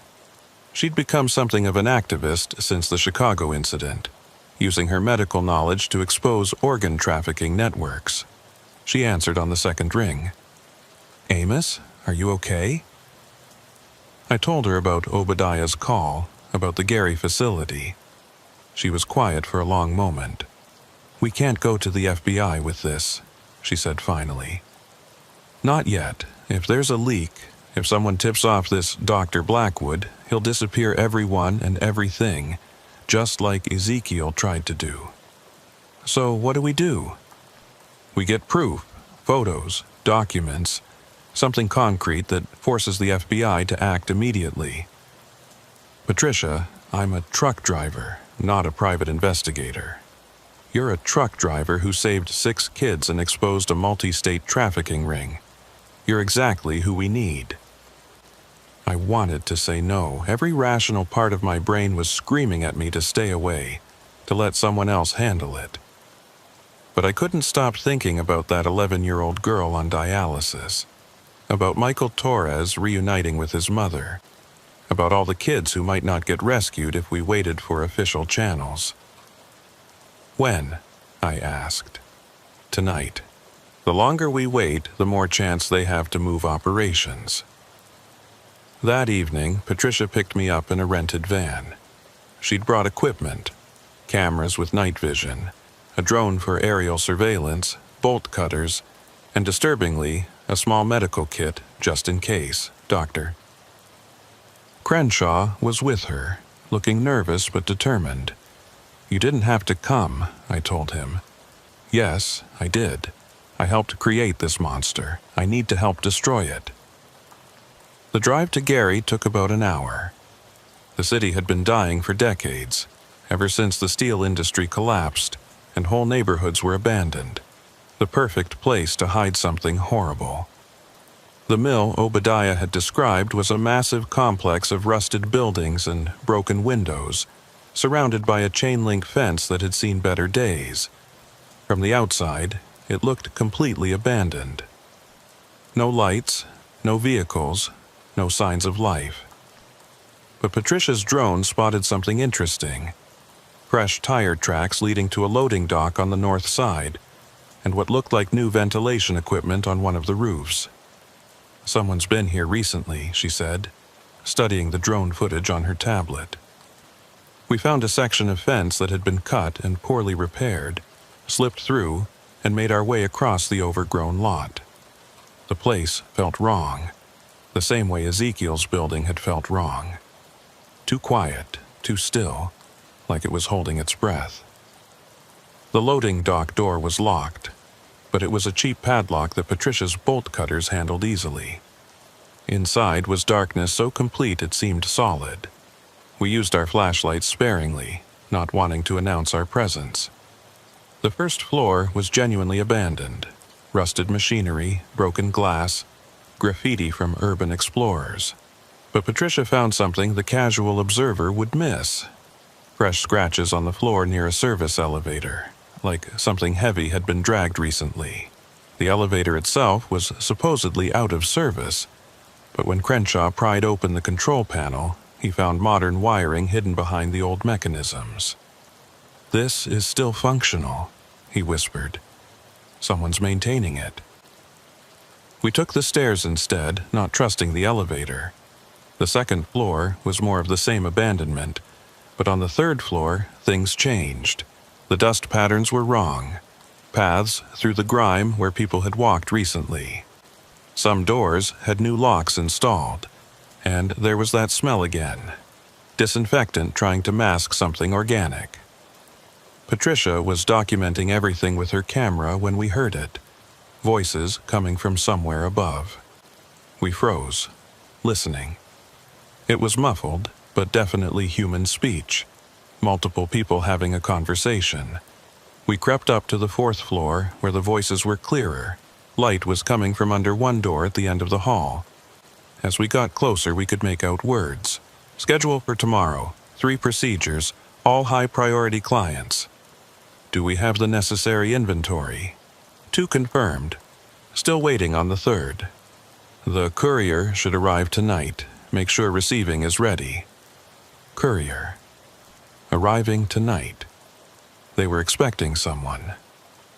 Patricia looked at me, her face pale in the dim light. We had to make a decision. Document what we could and leave, or try to see what was behind that door. Before we could decide, we heard footsteps on the stairs below us. Multiple sets, climbing fast. Someone else was arriving, and we were trapped on the 4th floor with nowhere to hide. Crenshaw grabbed my arm and pointed to a door marked Maintenance. It was unlocked, and we slipped inside just as the footsteps reached our floor. The room was full of old cleaning supplies and equipment, with barely enough space for the 3 of us to crouch behind a large industrial sink. Through a crack in the door, we watched as 4 people walked past. 3 were wearing medical scrubs and surgical masks. The 4th was in street clothes, and I recognized him immediately from the trials I'd been watching on the news. It was Dr. Kenneth Reeves, the pharmaceutical executive who'd been indicted in Ezekiel's case. He was out on bail, awaiting trial, and supposedly under house arrest with an ankle monitor. Yet here he was, walking into what was clearly another organ trafficking facility. "We need to get out," Patricia whispered. "Now we have proof." Reeves being here violates his bail conditions. The FBI will have to act. But as we started to leave our hiding spot, we heard something that stopped us cold. A child crying. Not from the room where the voices were, but from somewhere else on the floor. Young. Scared, in pain. I looked at Patricia and Crenshaw. We all knew what the smart move was. We had evidence. We could leave, call the FBI, and have this place raided within hours. But hours might be too late for that child. We can't leave them, I said. Amos, we don't know how many people are here. We don't know if they're armed. We don't... Another cry, weaker this time. Then a man's voice, harsh and annoyed. Increase the sedation. We can't have it making noise when the clients arrive. Clients. Arriving tonight. This wasn't just an organ harvesting facility. This was a showroom. They were bringing buyers here to select their inventory in person. How many do you think we have? Another voice asked. 6 units ready for viewing. 3 pediatric, 3 adult. The Blackwood Special Selection. Dr. Simon Blackwood, the surgeon. He was here, and he had 6 people ready to be parted out to the highest bidder. We couldn't wait for the FBI. By the time they arrived, those 6 people might be gone, disappeared into the network's transportation system, never to be seen again. We had to do something now. But what could 3 people do against an unknown number of criminals in a building we didn't know, with no weapons and no backup? That's when Crenshaw surprised me. I have an idea, he whispered, but it's dangerous, and it might get us all killed. Let's hear it, I said. Every medical facility, even an illegal one, has to have certain safety protocols. Oxygen tanks, anesthesia, volatile chemicals. If we can find their storage area and create a controlled leak, the fumes would force an evacuation. They'd have to get everyone out. Including the victims, Patricia added, understanding immediately. Exactly. And in the chaos, we call 911, report a chemical leak at this address. Hazmat teams, fire department, police, everyone would respond. The criminals couldn't stop that many witnesses. It was insane. It was dangerous. It could go wrong in 1,000 different ways, but it was better than doing nothing. Where would they store that stuff? I asked. Crenshaw thought for a moment. Basement, probably. Away from the procedure rooms, but easily accessible. We'd need to find the service areas. We slipped out of the maintenance room and headed back toward the stairs. The voices from the lit room continued, discussing preparations for the client's arrival. We had maybe an hour before this place became a lot more crowded. The basement was a maze of rusted pipes and abandoned machinery, but Crenshaw knew what to look for. We found the storage area behind a door marked with hazmat symbols, new ones, recently applied. Inside were tanks of oxygen, nitrous oxide, and various anesthetic gases, all properly labeled and organized. This wasn't some amateur operation. "This'll work," Crenshaw said, examining the connections. "But we need to be careful. Too much and we could cause an actual explosion." "How much is too much?" I asked. "We're about to find out." He started working on the valves while Patricia kept watch. I could hear my heart pounding in my ears, waiting for someone to discover us. Crenshaw opened 3 different tanks just slightly, creating a slow but steady leak. "The gas is heavier than air," he explained. "It'll pool down here first, then rise through the ventilation system. In about 15 minutes, the concentration will be high enough to trigger their safety sensors if they have them. If not, someone will smell it and panic. And then we get the hell out and call everyone we can think of." We made our way back to the first floor, but as we reached the main entrance, we heard vehicles approaching. Multiple engines, doors slamming, voices. The clients were arriving early. "Back door," Patricia whispered, and we ran through the darkness toward the rear of the building. The back exit was chained shut, but the bolt cutters made quick work of it. We burst out into the night air just as we heard the first shouts from inside the building. Someone had noticed the gas. "Evacuate! Everyone out! Gas leak in the basement!" We ran to Patricia's van, and she immediately started calling 911 while I called the FBI emergency line. Crenshaw was documenting everything with the camera, getting shots of people fleeing the building. 911, what's your emergency? There's a chemical leak at the old Brackenridge steel mill in Gary, Patricia said, giving the address. Multiple people exposed, possible casualties. We need hazmat teams immediately. I was on with the FBI trying to explain. This is Amos Richardson, witness in the Ezekiel Marsh case. I'm at an organ trafficking facility in Gary, Indiana. Dr. Kenneth Reeves is here, violating his bail. They have 6 victims inside, including children. The chaos was immediate and beautiful. People were pouring out of the building. Medical staff, security, and hopefully the victims. In the distance, sirens were already wailing. The Gary Fire Department was less than 5 minutes away. That's when I saw him. Dr. Simon Blackwood, the surgeon himself. He was older than I'd expected, maybe 70, with white hair and a face that might have been kindly if you didn't know what he did. He was directing the evacuation, calm and controlled, like this was just another drill. Then he saw us, saw me specifically, recognized me from the news coverage. His eyes narrowed, and he started walking toward us. "Drive," I told Patricia. "Now." But before she could start the engine, Blackwood pulled out a phone and said something. Within seconds, 2 SUVs screeched around the building, blocking our exit.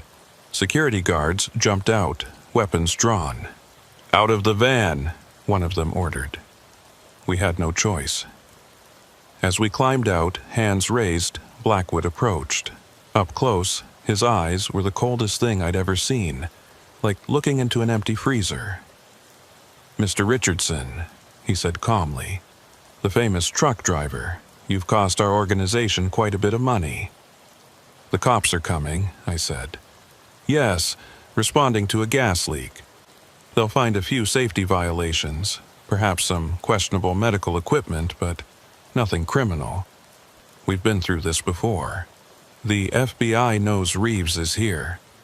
Dr. Reeves is receiving emergency medical treatment for exposure to toxic fumes, hardly a violation of his bail conditions." He'd thought of everything. Just like Ezekiel, he had contingencies, explanations, ways to make the horrible seem mundane. "What about the victims?" Patricia demanded. "The 6 people you were about to sell." Blackwood smiled, and it was worse than his cold eyes. "What victims? We're a private research facility. Any patients here are volunteers in clinical trials, fully documented and compensated." That's when we heard the explosion. Not huge, not the whole building, but enough. One of the upper floor windows blew out, flames licking at the night sky. Either the gas concentration had gotten too high, or someone had been stupid enough to light a cigarette. "No!" Blackwood shouted, his calm finally cracking. "The specimens! Get them out!" His security guards looked torn between holding us and helping with the evacuation. That moment of hesitation was all we needed. Fire trucks were screaming into the lot, firefighters jumping out, taking command of the scene. Police cars followed, then ambulances. A firefighter in full gear approached us. "Is anyone still inside?" "Yes," I shouted before Blackwood could speak. "4th floor. There are victims who can't walk on their own. They're being held." "He's confused," Blackwood interrupted. "The gas exposure. I'm not confused. This man is Dr. Simon Blackwood, and he's running an organ trafficking ring. Those people inside are victims, not patients." The firefighter looked between us, unsure, but then more vehicles arrived. black SUVs with government plates. The FBI had come in force. Agent Jennifer Crizzetti, who I recognized from the Ezekiel Marsh investigation, stepped out of the lead vehicle. She took one look at the scene and started barking orders. "Secure the building. No one leaves without being identified and questioned. I want every room searched, every person accounted for." "You have no authority here," Blackwood said, but his voice had lost its confidence. "Dr. Simon Blackwood, you're under arrest for conspiracy to traffic human organs, kidnapping, and about 30 other charges we'll sort out later." She nodded to her agents, who moved in with handcuffs. Blackwood looked at me with those cold eyes one last time. "You have no idea what you've done. The people we serve, the power they have. You think Ezekiel was the top? He was middle management. You think I'm the boss? I'm just another surgeon. This goes so much higher than you can imagine." They dragged him away, still talking, still making threats. But I was focused on the building, where firefighters were emerging with stretchers. 6 of them, just like Blackwood had said. But these weren't specimens or inventory, they were people. One of them was conscious. A young woman who couldn't have been more than 20. As they carried her past, she reached out and grabbed my hand. "Thank you," she whispered. "They said no one would come. They said no one would care. We care," I told her. "You're safe now." The next hours were controlled chaos. The building was searched top to bottom, revealing a fully functional operating theater, holding cells, and enough evidence to put everyone involved away for life. Dr. Reeves tried to claim he was there for legitimate business, but the surveillance footage Patricia had captured showed him discussing inventory and procedures. 17 people were arrested that night, including 3 doctors, 5 nurses, and various support staff. The 6 victims were all taken to hospitals, where it was discovered that 3 were on the schedule for organ removal within the next 24 hours. We'd literally saved them with hours to spare. Dr. Crenshaw was treated for smoke inhalation, but was otherwise fine. Patricia's documentation proved invaluable to the prosecution. And me? I sat in that parking lot until dawn, watching them process the scene, making sure it was really over. But Blackwood's words haunted me. "This goes so much higher than you can imagine." The trials took 2 years. Ezekiel Marsh died in prison before his could conclude, the stroke finally claiming him. But Blackwood was convicted on all counts, sentenced to life without parole. Dr. Reeves got 40 years. The others received various sentences ranging from 10 years to life. The 6 victims from Gary all survived and recovered, though, like the Chicago kids, they carried scars both physical and mental. The young woman who'd thanked me, Rebecca Martinez, testified at Blackwood's trial. Her testimony about the months she'd spent in that place, the things she'd seen and heard, made several jurors cry. The investigation expanded, following the network's tentacles across the country. Dozens more arrests, hundreds of victims identified, some saved, too many lost. It became one of the largest medical trafficking investigations in U.S. history. I never went back to truck driving, couldn't. Every time I sat in a cab, I'd remember that night at St. Bartholomew's, remember Ezekiel's cold smile, remember the sound of Dr. Crenshaw's voice from inside that crate. Instead, I took a job with a victim advocacy group, using my story to push for stronger regulations, better oversight, more resources for law enforcement. Emma graduated college last spring. She's in medical school now, determined to be the kind of doctor who helps people instead of harvesting them. She says I inspire her, but the truth is she inspires me. Knowing there are young people like her entering medicine, people who've seen the worst it can become and are determined to make it better, gives me hope. Dr. Patricia Vance runs a foundation now, investigating medical crimes and supporting victims. Dr. Crenshaw works with her, using his insider knowledge to spot the signs of trafficking operations. They've helped shut down 3 more rings in the past year. Obadiah got early release for his cooperation and now works as a security consultant, teaching hospitals how to spot and prevent internal trafficking. His daughter did become a doctor, and she specializes in treating victims of medical crimes. Michael Torres, the boy from room 4J in Chicago, just started college himself. He sends me updates sometimes, pictures of normal teenage life. He's majoring in criminal justice, wants to be an FBI agent. Says he wants to be the one kicking down doors to save kids like him. The network still exists, probably. Blackwood was right about that. The demand for organs hasn't decreased, and where there's demand and money, someone will create supply. But it's harder now. The FBI has a dedicated task force. Hospitals have better screening. Truckers know to be suspicious of unusual medical deliveries to abandoned buildings. And sometimes, late at night when I can't sleep, I think about all the delivery drivers out there on dark roads. I wonder how many of them might stumble onto something horrible, and I hope they're brave enough or lucky enough to make the right choice. I wasn't a hero that night in Chicago. I was just a tired trucker who wanted to make some extra money for his daughter's college fund. But sometimes that's how it happens. Sometimes ordinary people stumble into extraordinary evil, and they have to decide in that moment who they're going to be. I think about those 6 kids in room 4J, about Rebecca Martinez in that steel mill, about all the ones we didn't save, and all the ones still out there waiting. And I know that as long as there are people willing to harvest humans for parts, there need to be people willing to stop them. My name is Amos Richardson. I used to be a truck driver. Now, I'm something else.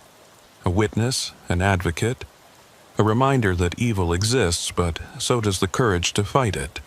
Every time I tell this story, every time someone reads it and becomes a little more aware, a little more suspicious, a little more willing to speak up, we push back against the darkness. The abandoned building on Chicago's South Side has been demolished now. The steel mill in Gary, too. But I know there are others. There will always be others. The only question is whether there will always be people willing to stop them. That Thursday night when dispatch called me with a special delivery, I thought I was just taking a detour for some extra cash. Instead, I took a detour that changed my life and saved others. Sometimes, the most important journeys are the ones we never plan to take. If you're a trucker reading this, trust your instincts. If a delivery feels wrong, if a building seems off, if the people you're dealing with make your skin crawl, listen to that feeling. You might be wrong, and that's okay. But you might be right, and that could save lives. Stay safe out there. Watch the dark roads. And remember, sometimes the most dangerous cargo isn't what's in your trailer. Sometimes it's what you discover when you open doors that were meant to stay closed.